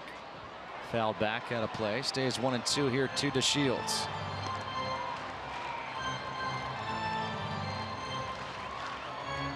Delino DeShields, that uniform is dirty. It's exactly what it's meant to be. He's been tremendous out there, diving all over the outfield. And running the bases, as you mentioned, on 3 times so far tonight. Now a ground ball to second. Altuve to short for 1. They're not going to try to get the out at first because of the speed of DeShields. Instead, Gonzalez thought about maybe trying to trick and get Guzman. Would you have taken the chance there and tried to turn it? I would have. I think they had a legitimate chance to, and I think that's why you see the expression on the face of Jose Altuve to some degree. Now you're going to see Delino and how quick he is out of the box. One of the fastest in the game, but there certainly appeared to be at least an opportunity to maybe make this close. You'll get a good look at it here and see where Marwin Gonzalez is. Yeah, I'd say you throw that ball. And that's one of those where if it's Carlos Correa at short, he's throwing it. Sure, no doubt. Another visit here to the mound. This will be the 4th visit of the game for the Astros. Well, Tiger Woods is back, and he's ready to take on the greatest golfers in the world at the 118th U.S. Open. Live coverage begins Thursday from Shinnecock Hills on Fox, FS1, and streaming live on Fox Sports Go, and I cannot wait for that. Dustin Johnson, Tiger Woods, Jordan Spieth, Phil Mickelson, Rory McIlroy, the newly engaged Ricky Fowler, all there. Sounds like somebody's been doing their homework. Newly engaged? Oh yeah, you're on it. Just got engaged yesterday. Nomar Mazara struck out his last time up. First pitch in the air to left. Kemp. He's under it, and that will do it. But the Rangers tie it here in the 5th. We go to the 6th. 3-3 ball game.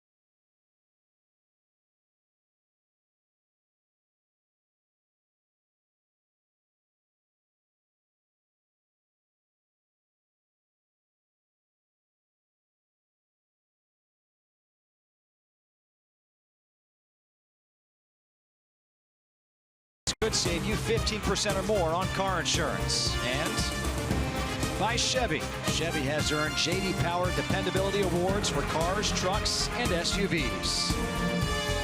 We move to the 6th here in Arlington. All tied up at 3. Mike Minor is still out there. And the way this game started, I don't think many people would have thought that Minor would have made it into the 6th inning. But here he is, 3-3 ball game facing Jose Altuve, behind in the count 1-0. Altuve got under it to center field. And after a couple of plays that DeShields has made, this one was very easy. Didn't have to work nearly as hard, and a really good first out for Mike Minor after the Rangers come back, get him a run in the bottom of the 5th to tie things up. He goes and tries to go through the heart of the order for a 3rd time through against the Astros. Yuli Gurriel got Minor in the 1st with an RBI single. Also flew out to right field. And CJ, there's a lot of talk about this Texas Rangers team. Trade deadline comes up end of July.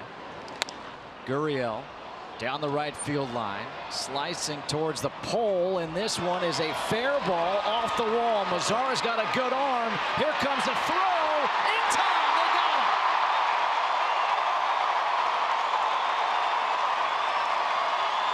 A.J. Hinch wants to take a look at this.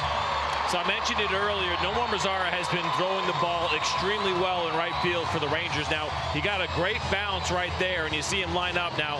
The throw is offline. The question becomes whether or not Jurickson Profar got the tag on Gurriel, and from that look, it appeared that he did. Let's see it here. A little tougher to tell if he got some uniform, and so the Astros are not going to challenge this, or are they going to challenge it? Going on here. See it right there. I think A.J. Hinch is saying, come on in. Gurriel is looking up at the big screen and kind of in denial of the fact that the Astros are not going to challenge this, and he is walking off the field. Zero hustle because he's in absolute disbelief that he's out here. That is really tough to tell. I think it's so hard to overturn it. Yep. And that's probably the reason why A.J. Hinch is saying not going to challenge. It's a huge spot, obviously, here. Tie game, 6th inning. You got starting pitcher going 3rd time through the order. And so a lot of times you talk about using your challenges wisely.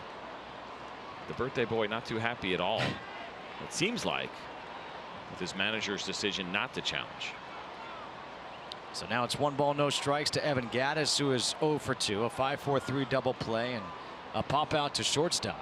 But Gurriel in the dugout, thrown out at second base, 9-6. And Gattis fouls it back. So it was Gurriel, or is Gurriel's birthday today. We a little bit delay getting in the clubhouse. And look at his reaction right here. But I was shocked when his birthday was there, and he told us, look, doesn't take long to look. He's 34 years old. Yep. I was blown away by that. I thought he was a lot younger. Now he's really salty. Gattis can't keep that one fair. 1 ball and 2 strikes. So what's interesting in those plays a lot of times, right? Players, how many times we've seen them stand out there, they always want their team to challenge, even though they're not going to get it every time. And you can't trust your players in those spots. You got to trust your replay guy making that decision. Every once in a while, a player will be right, but more often than not, the team makes what they think is the best decision. But I think the reason Gurriel was upset as he was, not because of what he thinks he felt, but he looked up at the big screen here on the video board and watched the replay and was pretty confident they didn't get him. Well, Minor went to the slider. Gattis couldn't hold up, and that's the 7th strike. Strikeout there. Gurriel in frustration.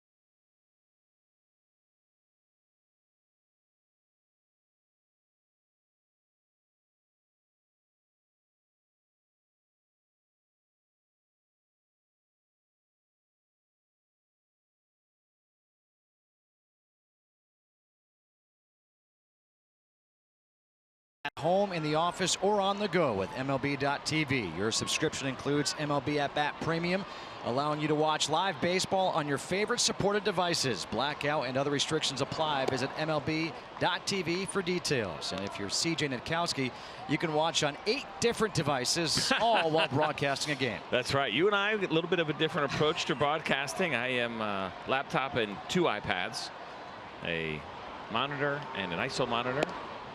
You got a notebook and a pen.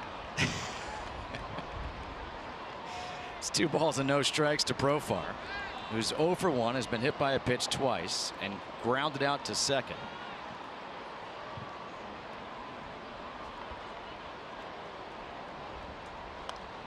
Fouled back, 2 balls and 1 strike. So how do you watch your MLB.tv? Do you have like iPad. 7 different things going at once? No, it's usually iPad or Apple TV. Okay. It's a really good way to get it done. It is the greatest app in all of sports. I agree Definitely with the you. one that I use the most. The ability to watch any game, anytime, condense games or watch games in replay. So many great options. Fouled out of play. 2-2. Warming up in the bullpen, Tony Sipp, the left-hander for Houston, the only left-hander out there. You're mentioning, we were talking about Charlie Morton trying to get through 5, couldn't get through 4. And then on the flip side, after Mike Minor just finished off that inning, you look at his start, 6 innings, 3 runs. He only had the 1 walk. And that was to lead off the game to George Springer. He's turned in a nice start. Profar down the left field line, Kemp over, and this is going to go off the wall, and Kemp alertly kind of came up a bit short, not to injure himself. Which I thought was interesting, the conversation we had and where we are as we take a look at this replay, and Kemp making that wise decision that you're talking about right here. And yeah, it's padded, but still it's full speed to get there, and he moves pretty quickly, so he made the right choice. But Justin Verlander yesterday, and now Mike Minor tonight, and what is viewed as a quality start. 6 innings, 3 runs. And I've heard this for a while now. Max Scherzer kind of ranted about this. I think it was like 2 years ago. 6 innings, 3 runs. Well, that's a 4.5 ERA. That's not quality to most starters these days. Not with where we are with the swing and miss game and run scoring and everything else that's happening in baseball. And I don't think that stat matters that much anyway. But it's one of those that we probably look at a little differently than we would have, say, 18 years ago, 2000. We went through that era where offense was on fire and the league was hitting 270. You're pitching in the American League, 6 innings, 3 runs. That was a big deal. It's not anymore. Once again, it's Profar this time beating the shifts. So the Rangers tonight have done a nice job against the shifts. The 2018 FIFA World Cup is coming to Fox and FS1 with every match live and over 300 hours of coverage. The world's biggest sporting event is just 5 days away right here on Fox and FS1. CJ Nitkowski's on record saying Poland is going to win. Got my jersey. Now, you know this, so you don't know this, but I'm actually more Italian than I am Polish. But Team Italy, along with Team USA, not in the World Cup. So, third choice, Polska. Joey Gallo, big swing and a miss. People get mad at me. Like, I'll get kind of random Polish people that will come up to me and say something in Polish. And they are really disappointed that I speak 0 Polish. Know your roots. Yeah, okay? I don't know how to handle it. Learn some, and this way you can answer them. That is certainly an option. With all my devices, you would with think all I your could devices, knock it out stop in no acting time. like a nerd and be a nerd. It's 0-2 to Gallo. Interesting on that base hit from Jurickson Profar, and the Astros shift more than anybody in Major League Baseball. It's not even close as far as leading the league, and you see another one right here, an inside edge offers some really good information on defensive shifts and how valuable they have been. And one of the things that they track that I really, really like is to see Joey Gallo take that third strike is hits that are allowed on the shift, and then how many hits you have prevented because of the shift. And ultimately, for me, you end up with kind of a plus and a minus. 29 teams are either even or in the plus. There's only one team that's a -1 that has allowed more hits because of the shift as opposed to giving them up. But the Astros overall have been very good in that regard. They have been a +21. And overall prevented hits this season. The Astros have taken away 65 hits from opponents this season. Brad Peacock, first pitch hits Isaiah Kiner-Falefa. Falefa had struck out his first 3 times, and that will be it for Peacock as A.J. Hinch is coming out to the mound. He has Tony Sipp, the lefty, coming in from the bullpen with Rougned Odor coming up first and second with 1 out.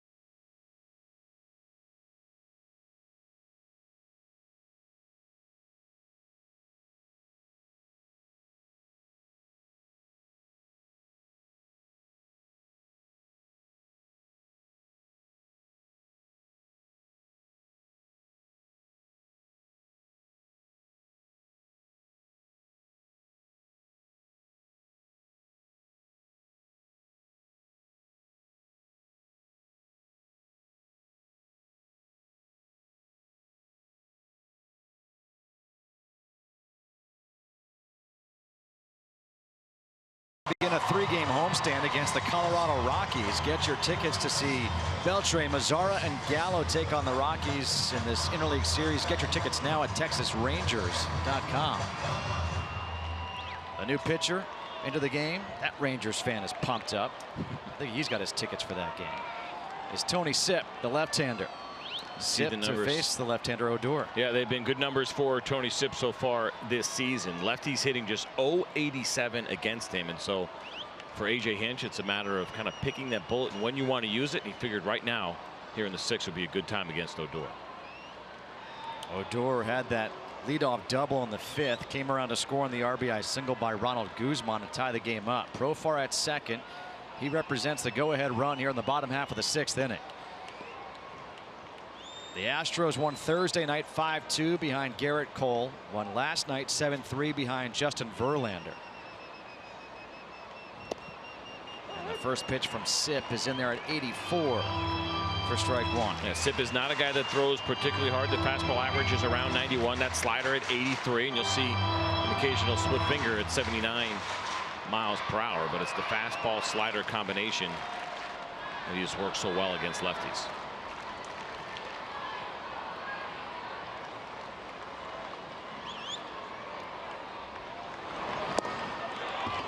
Good pitch there. 0-2 quickly to Odor. Yeah, it's a good one. You see the depth on that pitch and Odor taking the big hack, and it's also the tightness on the rotation that sells this so well. But the depth is a big one. I mean, almost curveball depth on that slider.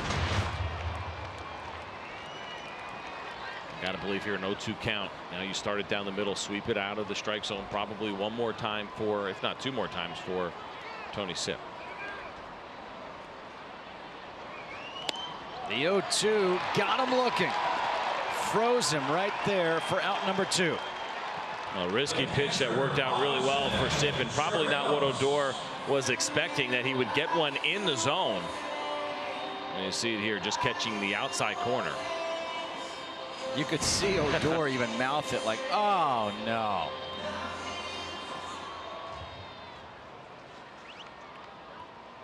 Robinson Chirinos A walk, a hit by a pitch, a ground out his last time up, but that ground out was able to move Odor to third base with 1 out. Now he comes up with 2 outs. And the first pitch is fouled back, 0-1.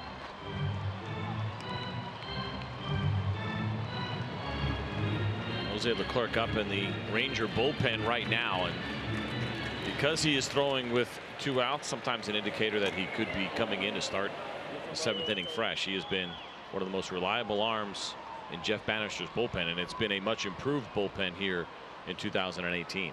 It's Gonzalez, Stassi, and Kemp due up in the 7th inning for the Astros. Inside, 1 ball and 1 strike. Not a number or a graphic that you want to be on. No, definitely not. You see the 2018 Rangers struggling with runners in scoring position, 2 outs, just a 177 batting average, and tonight 0 for 5 so far in those spots.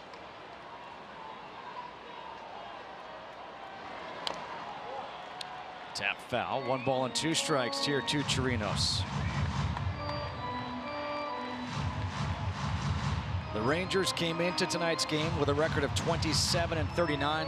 They have left 12 men on base here. It's amazing, and it's only the 6th inning. In danger right now, potentially 14 if neither one of these runners score. That would be a season high. Rangers left 13 runners on back on April 21st against the Mariners. Well, there it is. They've left a season high 14 men on base as Tony Sipp does the job out of the pen, striking out Odor and Chirinos, all tied as we go to the 7th.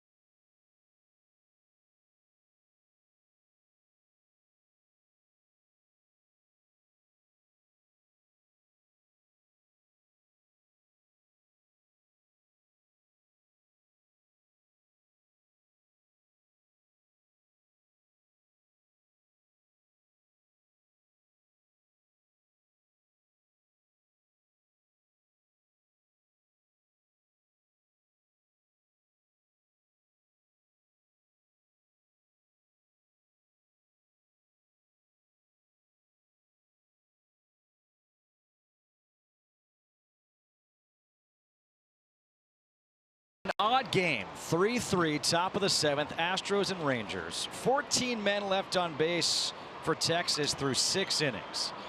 The new pitcher is Jose Leclerc, who has been good. 1-1, a 1.66 ERA in 22 games. 12 walks, 28 strikeouts, and 21 2/3 innings. He'll face Marwin Gonzalez, Max Stassi, and Tony Kemp. And if you're thinking Leclerc in right now, well, don't forget it was Stassi who hit the home run in the 5th off of Minor, and then Kemp doubled off of Minor. Gonzalez, the switch hitter, will turn around to bat lefty. And this is a situation where Jeff Bannister has a great advantage with a switch hitter, a righty, and then a lefty coming up. Jose Leclerc this year has allowed just an .059 batting average against left-handed hitters, 137 against righties. He has dominated. The only thing that ever gets in the way for him every once in a while is the command. He's got a 5 walk per 9 rate this season to go along with an 11.6 strikeout rate. And so every once in a while the walks can get in the way a little bit. But other than that, he has been fantastic. And he gets a clean inning. But with inherited runners this year, he's taken on 23. Only 1 has scored. Gonzalez off the end of the bat. A late break by DeShields, but able to recover easily. 1 away. Well, Mike Minor, he went 6 innings, 6 hits, 3 runs, all earned, a walk and 4 strikeouts. After giving up 2 runs in that first inning, when it looked like he was going to labor through to get through 6, a good outing by him. And that's really good to see too, with the pitch count getting up there as Mike Minor continues to make this move back into the rotation after being a reliever in all of 2017 with the Royals. You know, one of the things you concern yourself with is stamina, times through the order. You know, can he make those adjustments? Of course, the velocity is going to come down based, you know, when you compare it to what he was doing a year ago out of the pen, and he's done a really nice job. 3rd time through the order has actually been the lowest batting average against him so far this season. So finishing strong and trying to get deeper into games with higher pitch counts has been a positive for Mike Minor. Mike Minor doesn't have the smile on his face right now because he realizes it's a 3-3 game. He kept his team in the game though. Outside. But Mike Minor, on this day that we're celebrating Little League, he was a Little League star himself. He was also a star in college at Vanderbilt. 7th overall pick in the 2009 draft by the Atlanta Braves. But let's talk more about his Little League days and check in with Emily. Yeah, it was so fun talking to these guys about their experiences in Little League, and Mike Minor immediately lit up when I asked him about, you know, playing Little League, and he said, I just remember wanting to play all day. I remember the dirt fields. I remember my feet being so hot, and I remember that red and white cooler that was always full of Gatorade so I could cool off, get a load off my feet every once in a while, but then get right back out on the field and play. But it was so fun just watching his eyes light up and the grin from ear to ear when he kind of recalled those Little League days of playing all day out on the field. Yeah, guys love talking about it, right? Glory days, because, you know, they're always peppered with questions about what's happening now at the big league level, and, you know, it can be a little bit much over the course of a long season. But the idea of when someone says, hey, tell me about when you were really a young stud and the best player in town, then guys really want to talk. They love talking about it and that passion. That's where it first started for them. And nobody shies away from, you know, it's a free time to brag. You're allowed to brag about your Little League days without sounding obnoxious. What's funny is back in 2013, Mike Minor was pitching with the Atlanta Braves. A 3-2 pitch here to Stassi's fouled back. And we were talking to him yesterday, and I said, you know, Mike, I actually had that game. It was Braves against the Mets, and if I'm not mistaken, you pitched great and you hit a home run in that game. He goes, you know what, I did. Ear to ear. And he talked about it, and I said, you know, what was it like? I said on the air, I'm like, you should smile, you know, you're having a heck of a game. And he said, I didn't want to show the pitcher up because I know I've given up home runs to pitchers. So I'm rounding third base as the pitch misses high and in for ball 4. And he says, I don't want to show the pitcher up, but he's rounding third, and he's got Chris Johnson at the plate, who he drove in with a home run, and Johnson's going crazy. Next thing you know, he just can't contain the smile. And you see him right there, rounding third, comes in, and there it is, the smile. And it was just awesome. It was ear to ear in the dugout. And that, to me, was like what it must have been like for him playing Little League. Oh, no doubt. And you think about, of course, pitchers and turning into pitchers only, and most of them not pitching in college, and you get to a National League team, and so you get to hit a little bit, and the idea of actually going yard in a big league game is what you dreamed about as a kid. Not too many guys really dream about being the pitcher, right? Everyone dreams about being the hitter. We all sit in our backyard and play with the wiffle ball bat or in Little League, and yeah, you might like some pitchers that you like, but it's rare that you're going to find a player, especially when they're real young, that talks about their favorite player being a pitcher, right? It's the guy that's going in the upper tank in a big spot and a walk-off homer, and that's what you all dream about when you're a kid. So as a pitcher in the National League, you get to pretend still. Tony Kemp takes the pitch up high for a ball. Kemp doubled his last time up. You know, it's funny because also speaking with Charlie Morton, who started this game for the Astros, of course, it was Charlie Morton who got the final out in Game 7 of the World Series last year. And that's a situation that you always dream about when you're a kid, right? You're in your backyard, you're playing. It's Game 7, bases loaded, 3 balls, 2 strikes, and you're setting it up. And I asked him, what was it like? You know, you got the final out. It's what you dream about. And he said, honestly, he said, this may come as a surprise, but I was so focused. I wanted to enjoy the moment, but I was so focused that when the ball was hit to the right side, it was hit to Jose Altuve. It's fouled back out of play. 1 ball and 1 strike. He didn't realize he wanted to make sure there were 2 outs. And it wasn't until he saw his teammates start going crazy that he went crazy. And then he went to look for Brian McCann back behind home plate to celebrate with him. But then McCann was over backing up first base, and he got to embrace with him. And he just said, you know, he goes like, how do you top it? How do you beat it? Pretty tough to do. And he was excellent in that World Series for them and coming in relief and throwing 4 fantastic innings. But it's good to know. It's a good idea to check to see that there's 2 outs prior to you throwing that pitch, because you don't want to be the guy that's going nuts and there's actually 2 outs in the inning, right? Nobody wants to be that guy. That would be a pretty bad look, especially if you then don't get the job done with the next hitter. That's why I give him credit, because he waited to make sure the other guys are going nuts first. A big swing by Kemp. You don't see that type of a swing from him, but this was it. World Series Game 7. Charlie Morton was just dealing out of the bullpen. I mean, just nasty. And there it is, ground ball, Altuve. And now he can go crazy. And you see, he looked there, and there's McCann for the embrace. No, that is fantastic.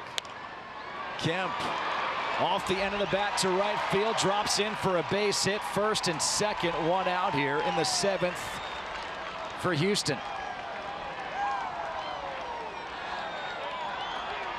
Well, the walk and now some weak contact here, and the Astros have an opportunity with a couple of runners on and just 1 out in the 7th inning, and you'll see this pitch finishes up and in. And so elevated gave Kemp a chance. Good look at the 4-seam grip from Jose Altuve.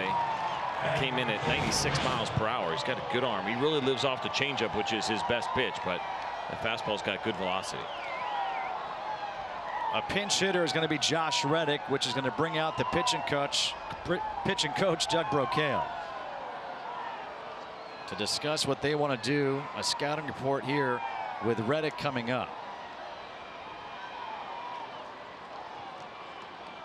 And while we have the time, we can remind you that, well, he's back, Tiger Woods, and he's ready to take on the greatest golfers in the world at the 118th U.S. Open. Live coverage begins Thursday from Shinnecock Hills on Fox FS1 and streaming live on Fox Sports Go. What a day Thursday will be. You've got the U.S. Open from Shinnecock Hills. You've got the World Cup from Russia. Heck of a day for Fox.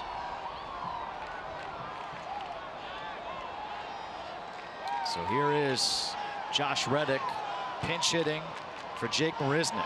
223, 6 home runs, 18 RBIs. 1 away, runners on first and second, tie game, top of the 7th.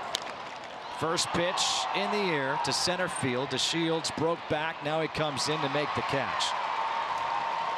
That's a successful meeting by Doug Brocail and the Rangers in that situation. You always have to be aware early on with pinch hitters. Not very many of them are going to wait around, and they're going to look for a pitch early to get a hold of. And so they decided to elevate the fastball in that spot, and it's weak contact from Jose Leclerc that he gets off the bat of Josh Reddick. So nice job by him to get through the pinch hitter, but certainly not out of the woods yet. Not with George Springer stepping in. Not with Springer. Walked, scored a run, singled, and grounded out.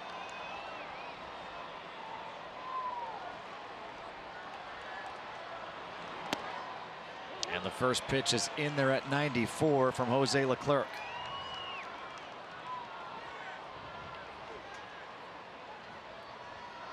Usually you don't see teams get better late in games because you're facing tougher pitchers out of the bullpen, but that's what this Houston team does.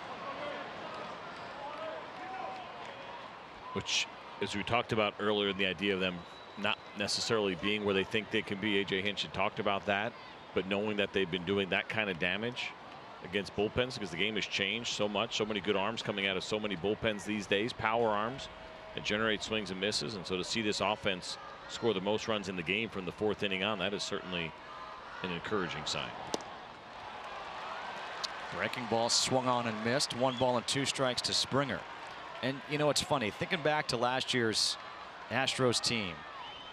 I can remember asking A.J. Hinch, you're off to such a great start, but if there is one weakness in your team, what is it? And he said starting pitching, getting that guy. And they went out and got that guy, Justin Verlander. They won the World Series. 1-2 is outside, 2-2. When you look at this Astros team, the way it's constructed this year, you get the sense they got Garrett Cole in the offseason. Their rotation's phenomenal. What are they going to do about their bullpen? The bullpen numbers are good, but sometimes numbers are deceiving. Sure, 4th best ERA in the game as far as what their relievers have done this year. But you're right. And I think what you're going to see happen is if they don't make an acquisition, they'll treat it like they did last year. And that means Lance McCullers Jr. coming out of the bullpen, finishing off the ALCS, and then who just showed Charlie Morton finishing off the World Series. Now, is that exactly where you want to be? Not necessarily, but Ken Giles last year, they lost confidence in him in the postseason. Their closer here, and so they went a different route. Now they have the depth of the starting rotation to be able to make that happen, but I do think that they will be in the market most likely for another arm as we get closer to the trading deadline. On a 3-2, the runners go to left field. Gallo coming in, plays it on a hop. Coming in to score is Stassi, and into third base is Kemp, and the Astros take the 1-run lead. Back and forth we have gone. Texas has battled back. Houston retakes the lead. Texas battles back, and Houston retakes the lead. Probably not a lot Joey Gallo could do on. It's a changeup that looks like a slider as far as what Jose Leclerc throws. He cuts his changeup to righties, and this ball just died. And Joey Gallo probably made the right choice, not trying to dive for that ball, because if he does and he misses it, it's an easy 2 runs and probably a triple for George Springer. So he backhands it, holds Springer to a single, and just allows the 1 run to score. So now runners on the corners, 2 outs for Bregman in a 4-3 ball game. And a big swing and a miss there by Bregman on 97 from Jose Leclerc.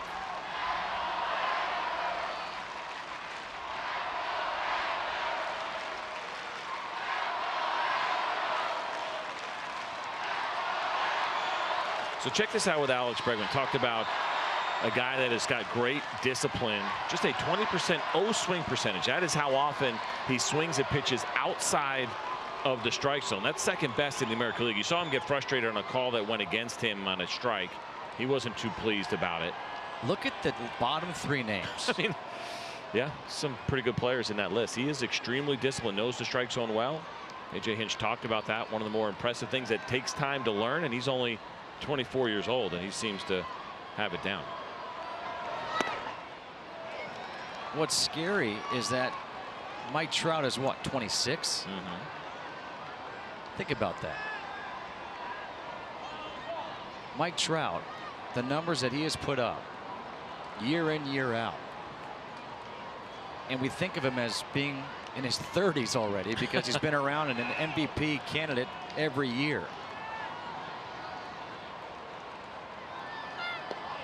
In the dirt, stopped by Chirinos. Good speed on the bases right now for the Astros, with Springer at first and Kemp at third.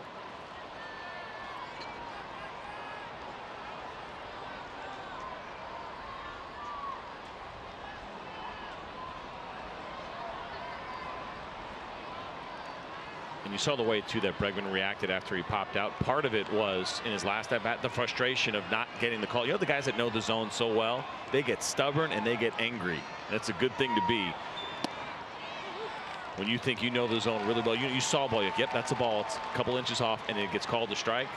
Those guys get mad because they work hard at it. They work hard at becoming good at understanding the strike zone and seeing pitches well. And it's a talent, but then it boils over a little bit when things don't go your way. But eventually, you get a reputation as knowing the strike zone, and the umpires start giving you that call. No doubt. Bobby Abreu, good example of that over the years.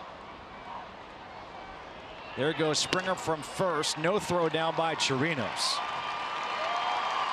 3 balls and 2 strikes. It'll be a stolen base for Springer, his 4th of the year. So now a base hit could potentially score 2 runs here for Houston.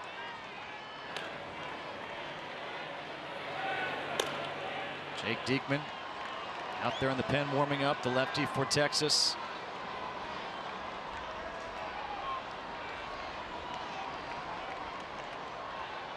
The 3-2. Foul back, will do it again.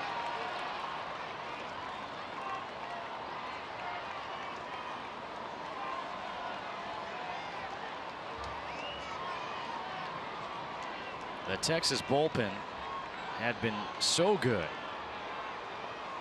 6 runs allowed in 44 1/3 innings over their previous 13 games. A run allowed here by Leclerc. And now timeout asked for by Chirinos. Interesting to see what he goes with. Jose Leclerc throws that cut changeup. It often ends up getting categorized as a slider, and it's been such a great pitch for him. We'll see what he wants to throw here. Just an .091 batting average against that cut change this season. 3-2 off the end of the bat. Gallo is there, and that will do it. But the Astros retake the lead on the RBI single by Springer. We'll stretch them out here in Arlington. 4-3 Houston.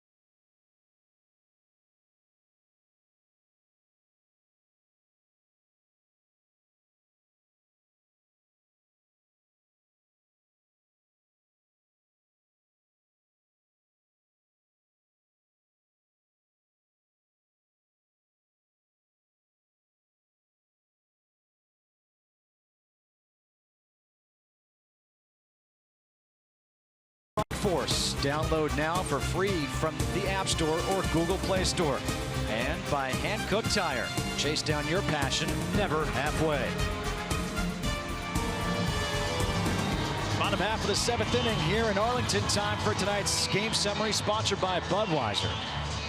4-3 lead for the Astros over the Rangers. A team record 5 hit batters by Astros pitchers. George Springer, 2 for 3. RBI in the 7th.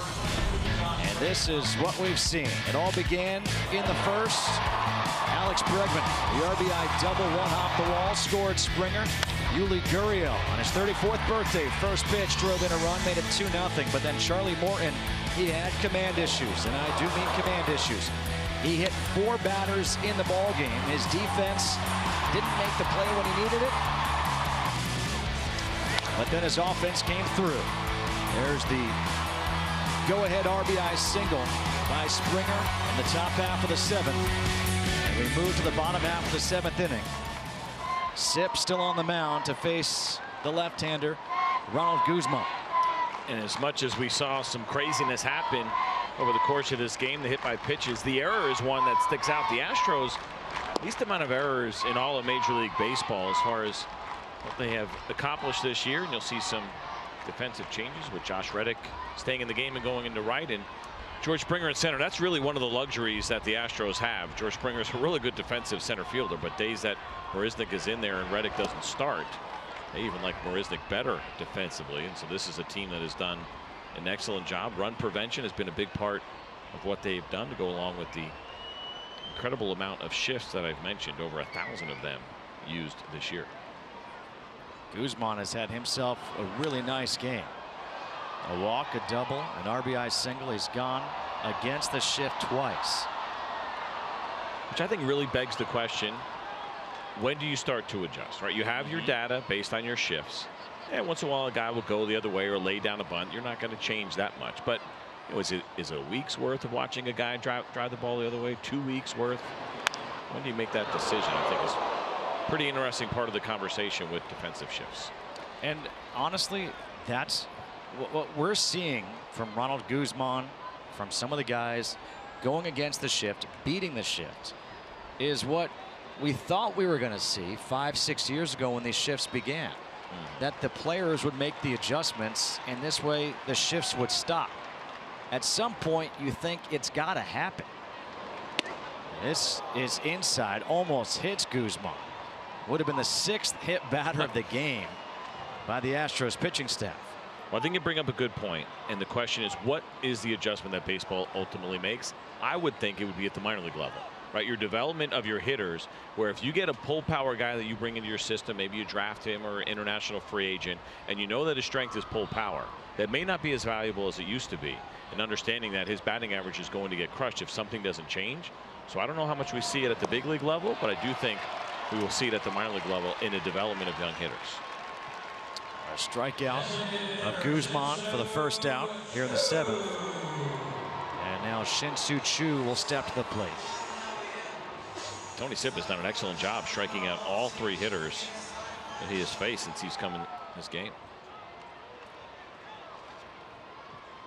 The only issue that we're seeing now in baseball, and if you talk to minor league managers, minor league coaches, is that you're moving players through the system so quickly, you don't get a chance to teach anymore. Sure. And you're actually teaching now at the major league level, yep, when that never happened before. The demand on coaches has changed dramatically. That's why you see 2 pitching coaches like they have here in Texas, 2 hitting coaches, because there's more work to be done and there is more teaching. It's not tweaking as much anymore. Now for contenders it is, but there are a lot of teams that are in on the rebuild, some that are forced into the rebuild a little bit earlier maybe than they were expecting over the course of the season, or you get a lot of injuries like the Rangers have had, and a lot of young players have gotten to the big leagues ahead of schedule because of it. There is more teaching that goes on now at the big league level than we had seen in years past. The 2-0 to Choo. 2 balls and 1 strike. Coaches do not get enough credit, in my opinion, the hours and the time that they put in. And it's nice that teams have opened up a little bit and have added more positions to take some of the pressure and the workload off of guys.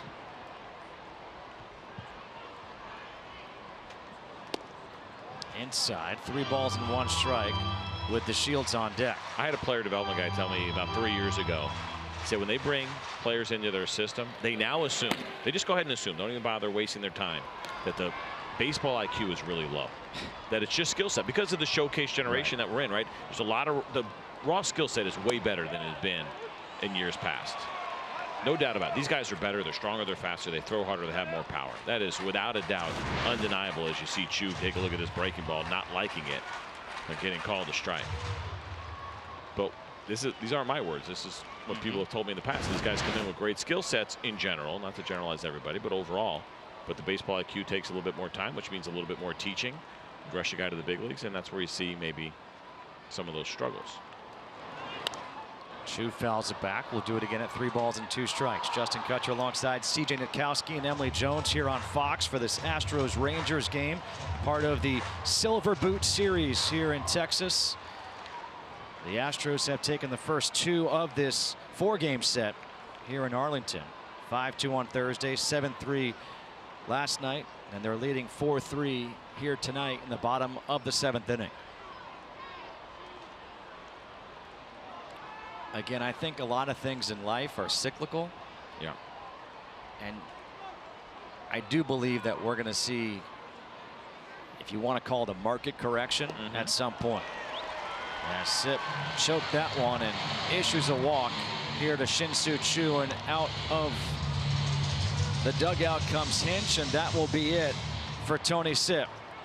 Chris Davinsky will be coming in from the bullpen for the Astros here in the 7th inning.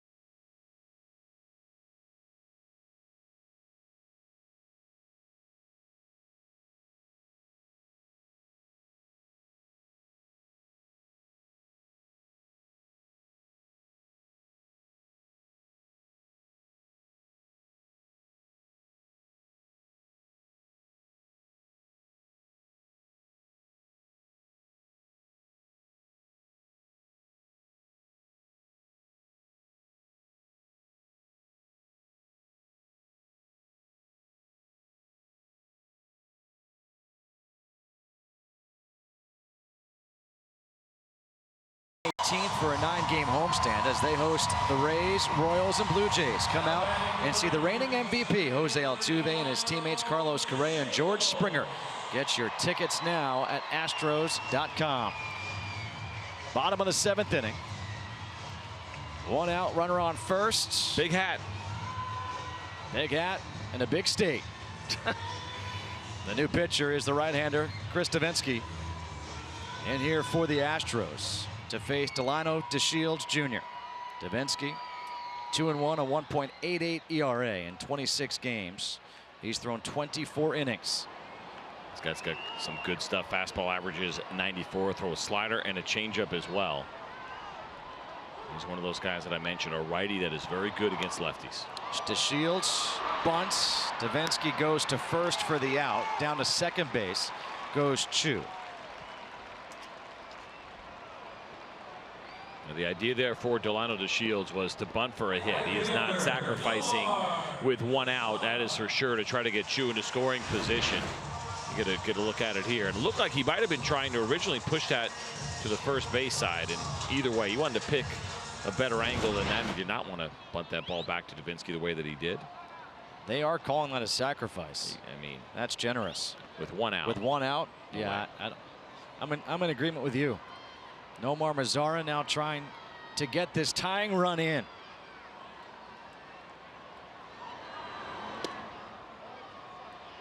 Mazara takes the first pitch inside for ball one. Nomar Mazara sacrifice fly back in the second. Has flown out twice and struck out looking.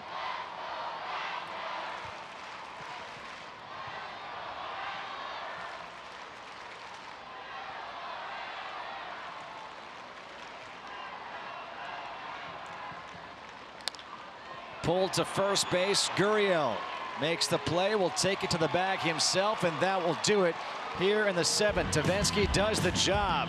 Astros lead 4-3 through 7.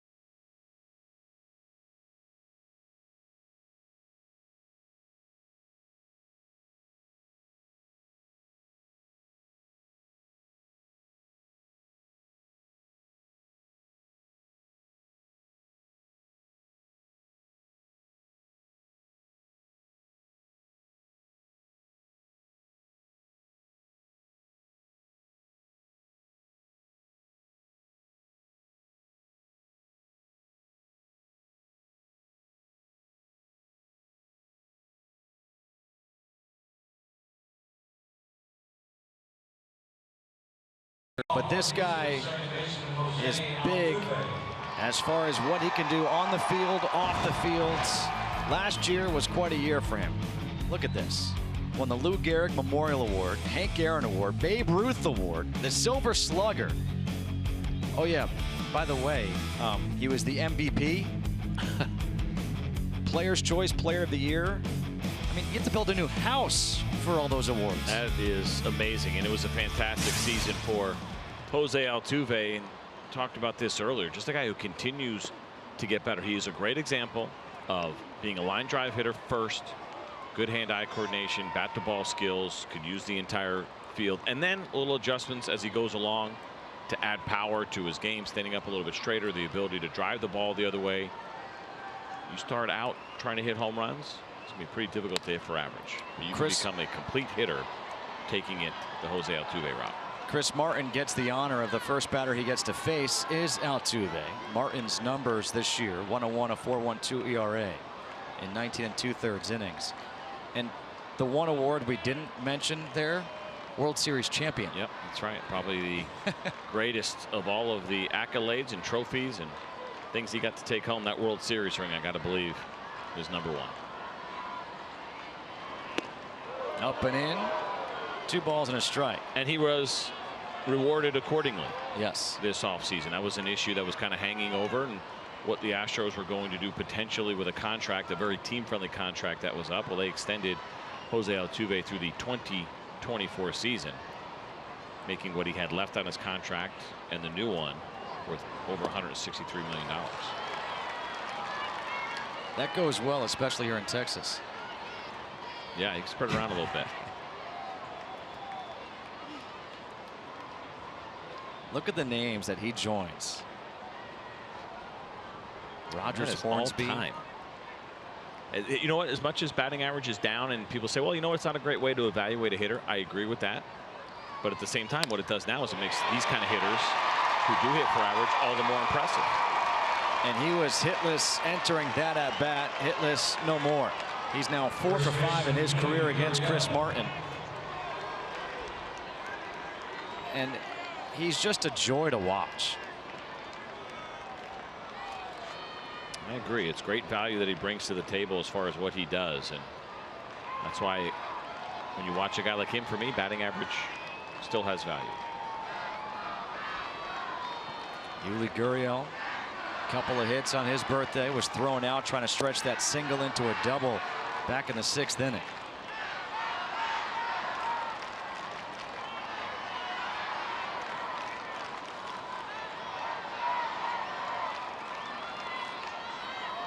This Astros team, they have not been good in one-run games. Shockingly, actually. 4-12 in one-run games this year.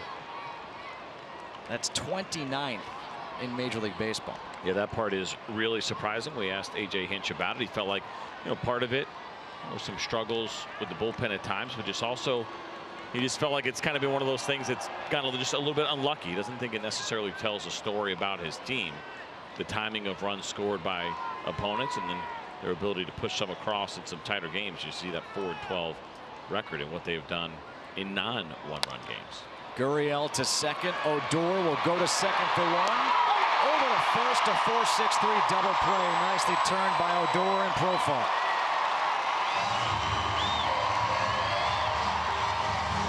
I mentioned this earlier. The Rangers have been very good at this over the last few years, and this is the second double play that they have turned tonight. And they came into this game with 60 double plays on the season. That is 9th best in baseball.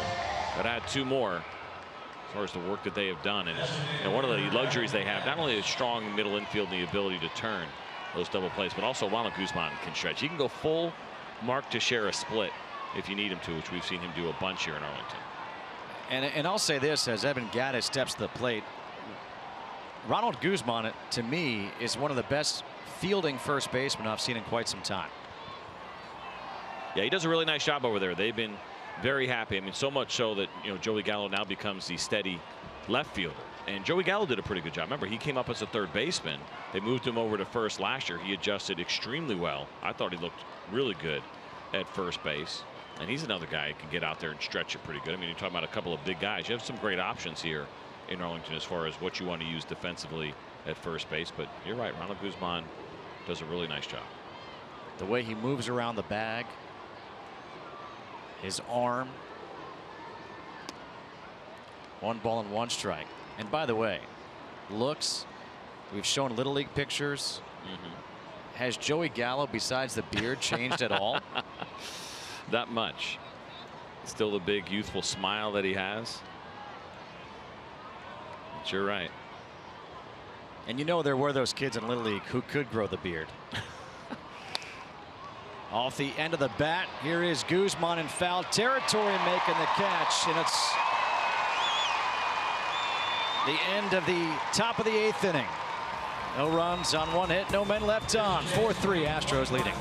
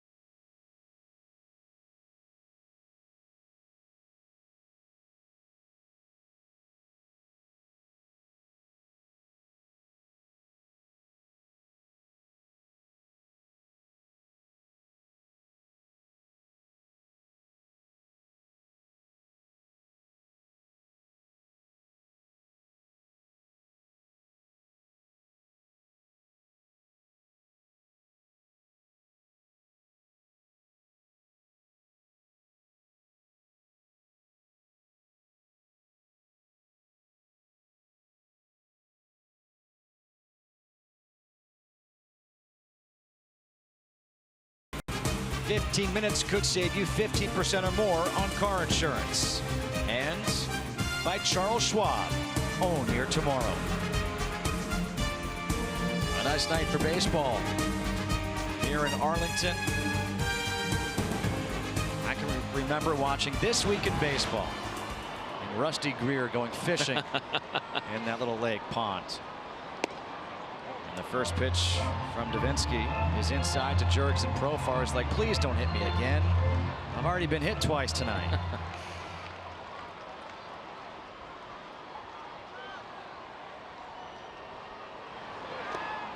Saw that OPS there, 763 for Jurickson Profar, about 15 points above league average. He has slugged a little bit. You saw the batting average at 241, but he has done a nice job of driving the ball, extra base hits.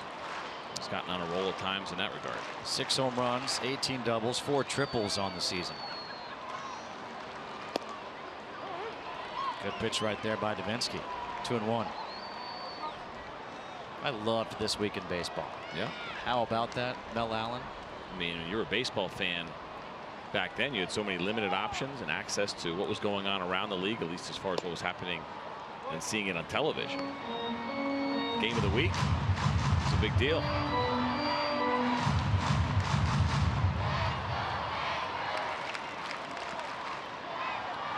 Three balls, 1 strike. The count here to Profar. On the outside corner, 3-2. How about that? 3-1 changeup. He's got a good one, and he's so deceptive.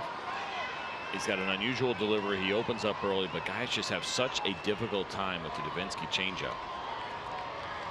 He's not afraid to throw at any count. 3-2 off the end of the bat. And that's a foul ball. If we go error there or not, I didn't see contact. Did you see glove contact? I was going to say error, no glove contact, just a misjudge. So if you don't touch it, it's not an error. Did the glove move? Should we challenge? I mean, it's pretty difficult having to deal with that chair. That's got to come into play in your scoring decision. They're talking it out right now. I thought you were going to catch it. I thought you were going to get it. You've got the glove on.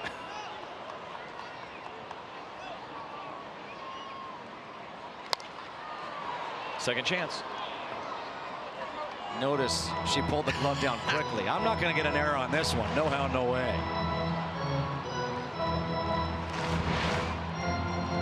You got to know how to play the wall here. Not easy. The big high hop saved the day. Security guard's like, I did my job. I got the chair out of the way. Stool was gone.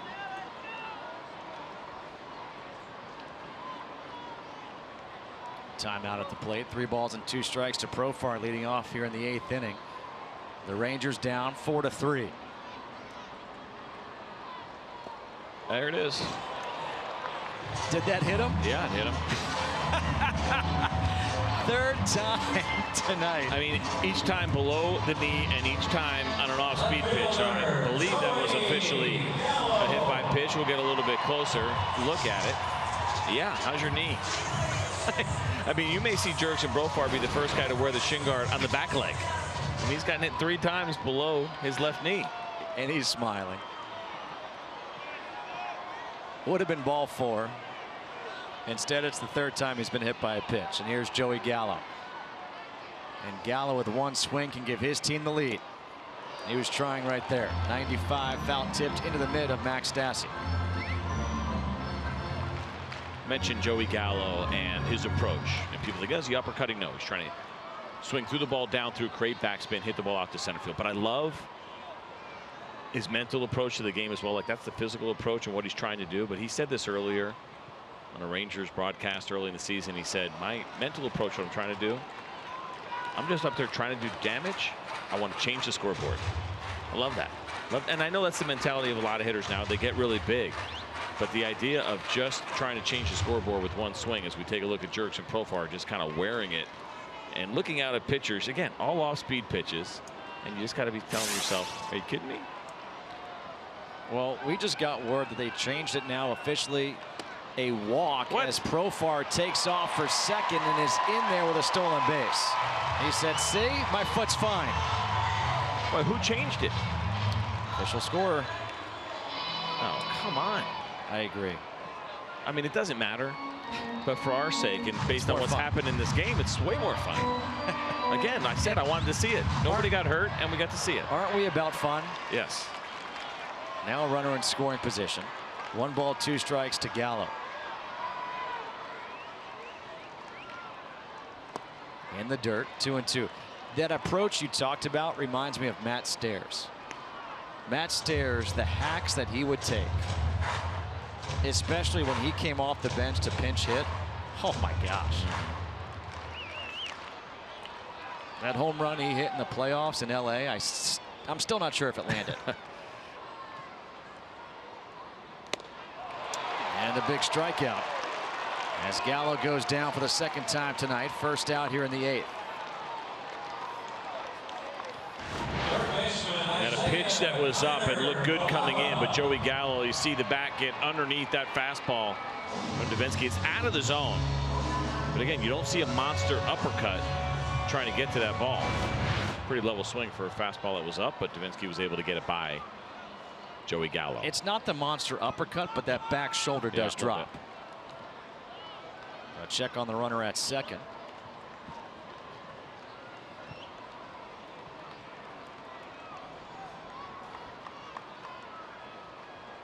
Isaiah Kiner-Falefa 0 for 3, 3 strikeouts looking, and a hit by pitch.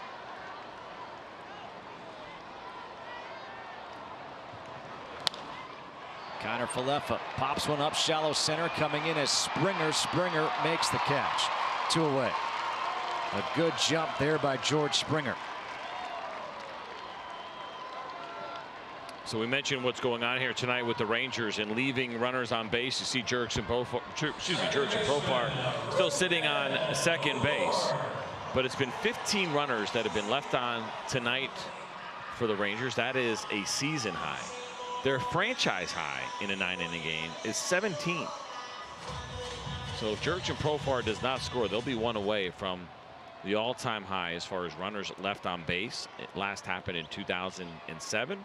It also happened in 1990. 10 of those 15 have been left in scoring position.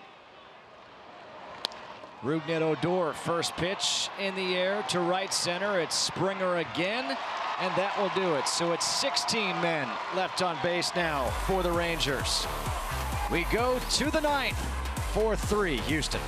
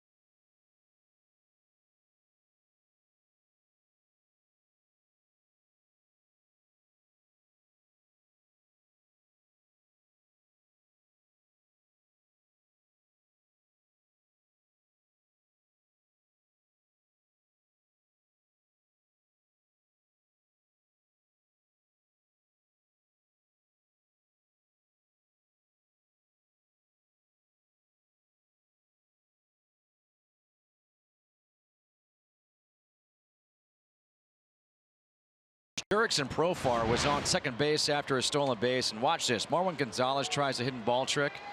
Jurickson Profar doesn't fall for it. Looks at him. Says, come on, man, I got hit 3 times tonight. Don't you dare try that with me again. I mean, cut him a break. Watch it. First pitch from Jake Diekman of the game, off the glove of Robinson Chirinos.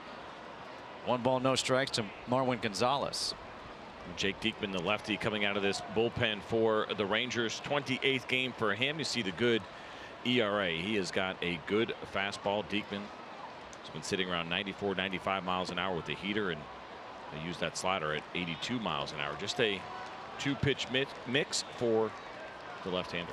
I don't know, CJ. That was an 84-mile-per-hour slider. That just screwed me all up. Well, here comes an 80, and then it'll give you that average. Okay, 82. the average. Okay. Yeah, still just want to make sure. Here. Yeah. Take a little off this slider, get you right back to 82. Fastball 97. Everything's just. I mean, where are these numbers coming from? I'm reading them off the piece of paper you gave me. Were you setting me up with bad information? Hector Rondon warming up in the pen for the Astros.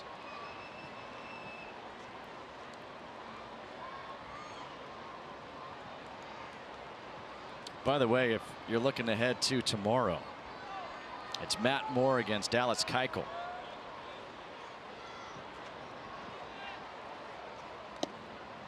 Outside, 3 balls and 1 strike at 98. Diekman is making a liar out of CJ Nitkowski. 98? 98. Well, that was his fastball was a little bit colder. Now it's super warm here. And it's low and inside. A leadoff walk issued here to Gonzalez.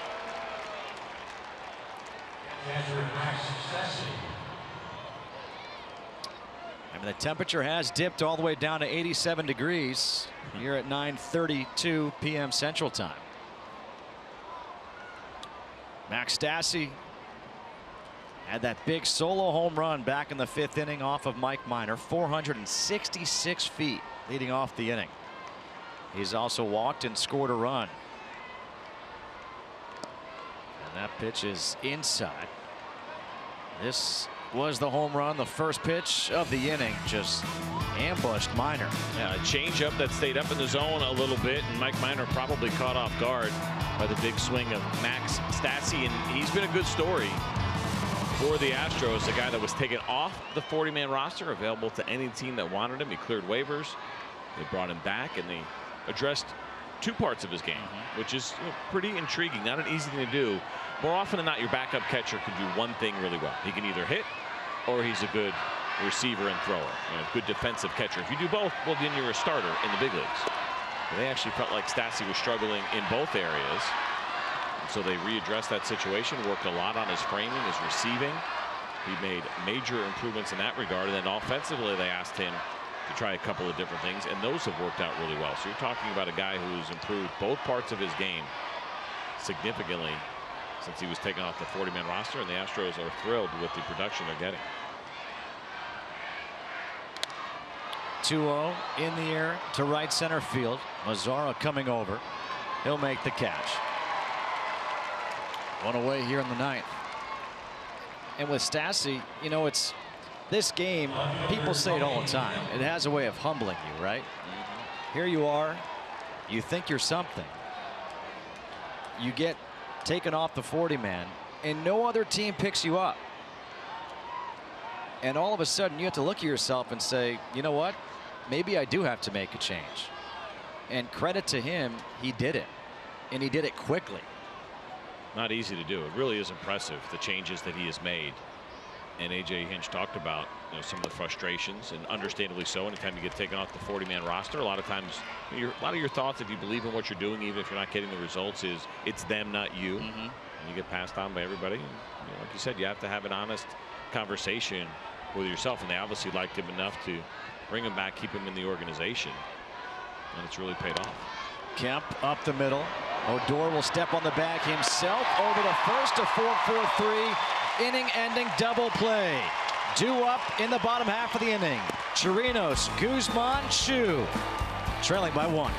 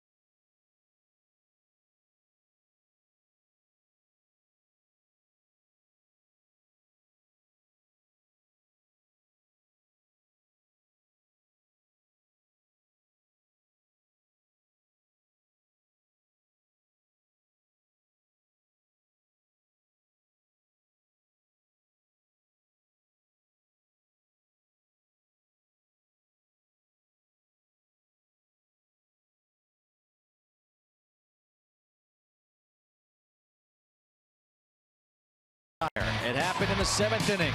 George Springer with the go-ahead RBI single to drive in Max Stassi. And that made it 4-3. And that's where we are right now as we go to the bottom half of the 9th inning here in Arlington.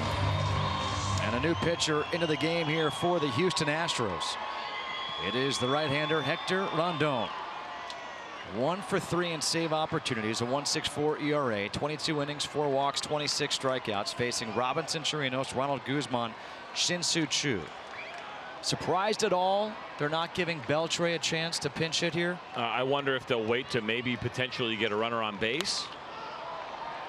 I mean, obviously a home run will tie the game, and Adrian Beltre is certainly capable of doing that. You got the lefty Guzman up next, and probably would not pinch hit for Guzman. You certainly wouldn't pinch hit for Choo. Maybe Delino DeShields, who's been scuffling a little bit. They put him in a 2-hole if they get there. Slider swung on and missed. No balls and 2 strikes to Chirinos. Walk, scored a run, hit by a pitch, ground out, and struck out.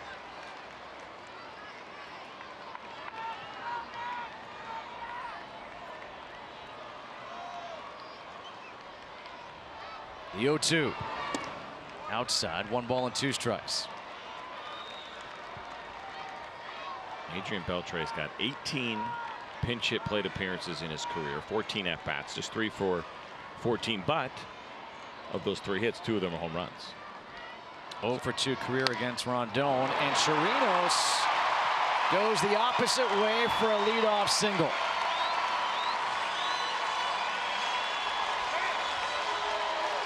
I mentioned that plus 21 for the Astros coming into this game.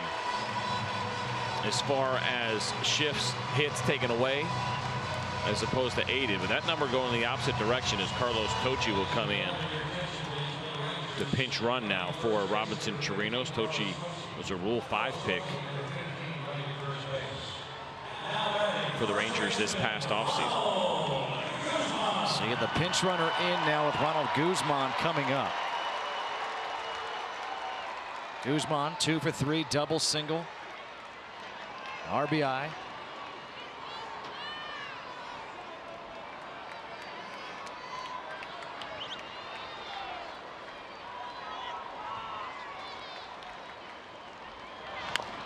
First pitch, chopper. That is a foul ball. Wow, was that close? Outside chance that could have been a run with the way that Carlos Tocci runs the bases.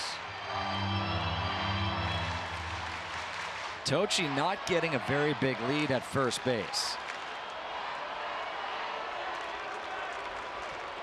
And that ball got all the way out there towards left field, where Tony Kemp has to now throw it into the stands. And Kemp nicely threw it to an Astros fan. He's smart. He went to Vanderbilt.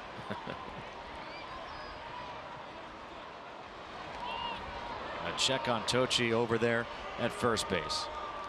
Tocci has not attempted a stolen base on the season. You wouldn't think he would try to steal here down by a run in the 9th.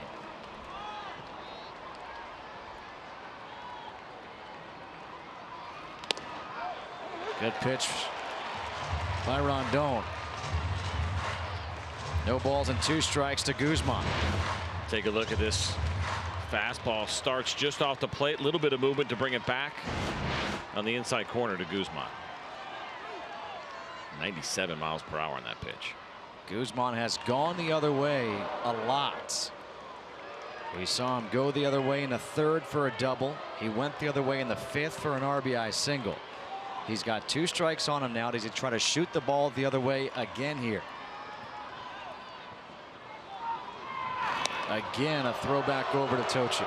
Now, this is interesting. You mentioned Tocci, no stolen bases for him this year. He did have a base, I don't say it was a base running blunder, but a little bit of an issue against the Anaheim Angels, where the Rangers had a 1st and 3rd situation with 1 out in the 9th inning. He tagged up and was eventually called out, and Jurickson Profar barely scored to keep the game going and send it into extra innings. Ground ball to second base. Altuve thought about going to second to get Tocci. Instead realized, I better take the out at first. And that's what he did. So now the Rangers have the tying run in scoring position. Talk about having to make last-second decisions And Jose Altuve, cool under pressure, didn't like what he saw. And so he ends up taking that out at second base. But runner in scoring position right now with HOU. Take a look, slow ground ball. You got that internal clock, and there probably was a play at second base. But again, Altuve didn't like what he saw, and he played it safe and took the out at first. Shin-Soo Choo is up, and in the on-deck circle is Adrian Beltre.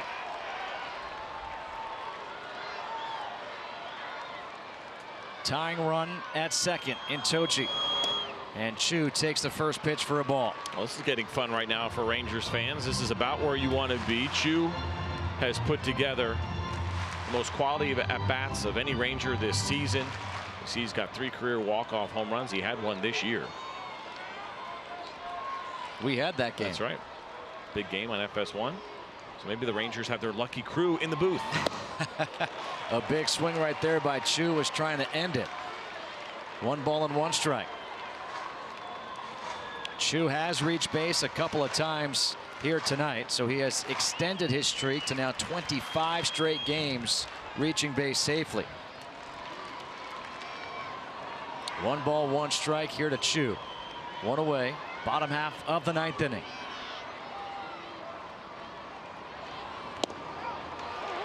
Good pitch, 1-2.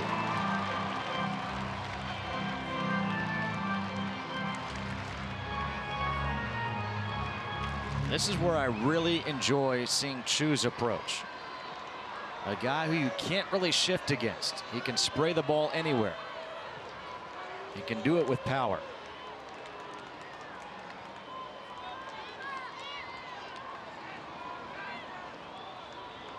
The 1-2. Missing inside. Good block by Stassi. Staying at second is Tochi.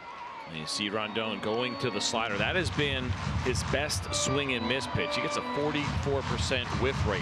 That is on pitches that are swung at, missed 44% of the time on the slider. That is his strikeout pitch. He's registered 14 of them this year on his slider, the most of any pitch in his repertoire. But you got a good guy in Choo, not a big swing and miss guy. He'll get his strikeouts. Really good pitch recognition. We'll see that slider one more time. 2-2 misses inside. Now 3 balls and 2 strikes. This was our game. May 26th against the Kansas City Royals in the 10th inning. And Choo walked it off going opposite field.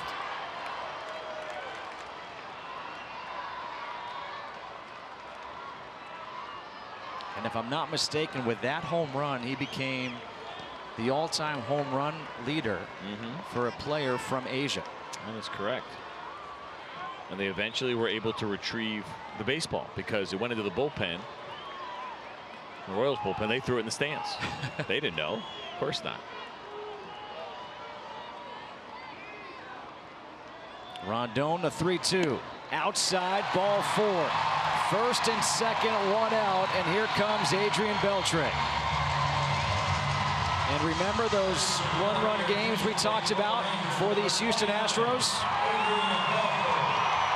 They have been an issue, no doubt, and so now here they are in this situation, and this crowd certainly excited to see their future Hall of Famer come up in this spot. Brent Strom out to the mound to speak with Rondon.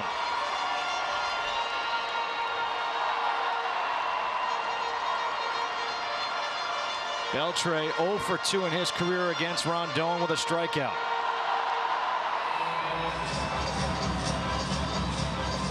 Well, this will be all about the strategy here. Obviously, you don't want to work around.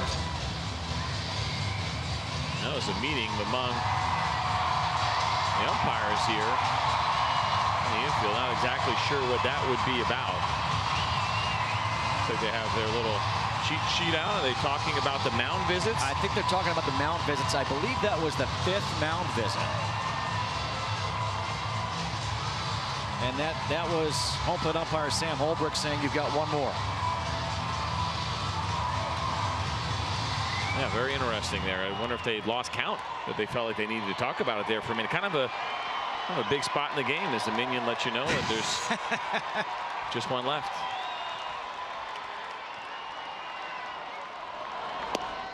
Adrian Beltre takes the first pitch for a strike. 9 career walk-off home runs for Adrian Beltre. He's played in 35 games this year, 292 home runs and 15 RBIs.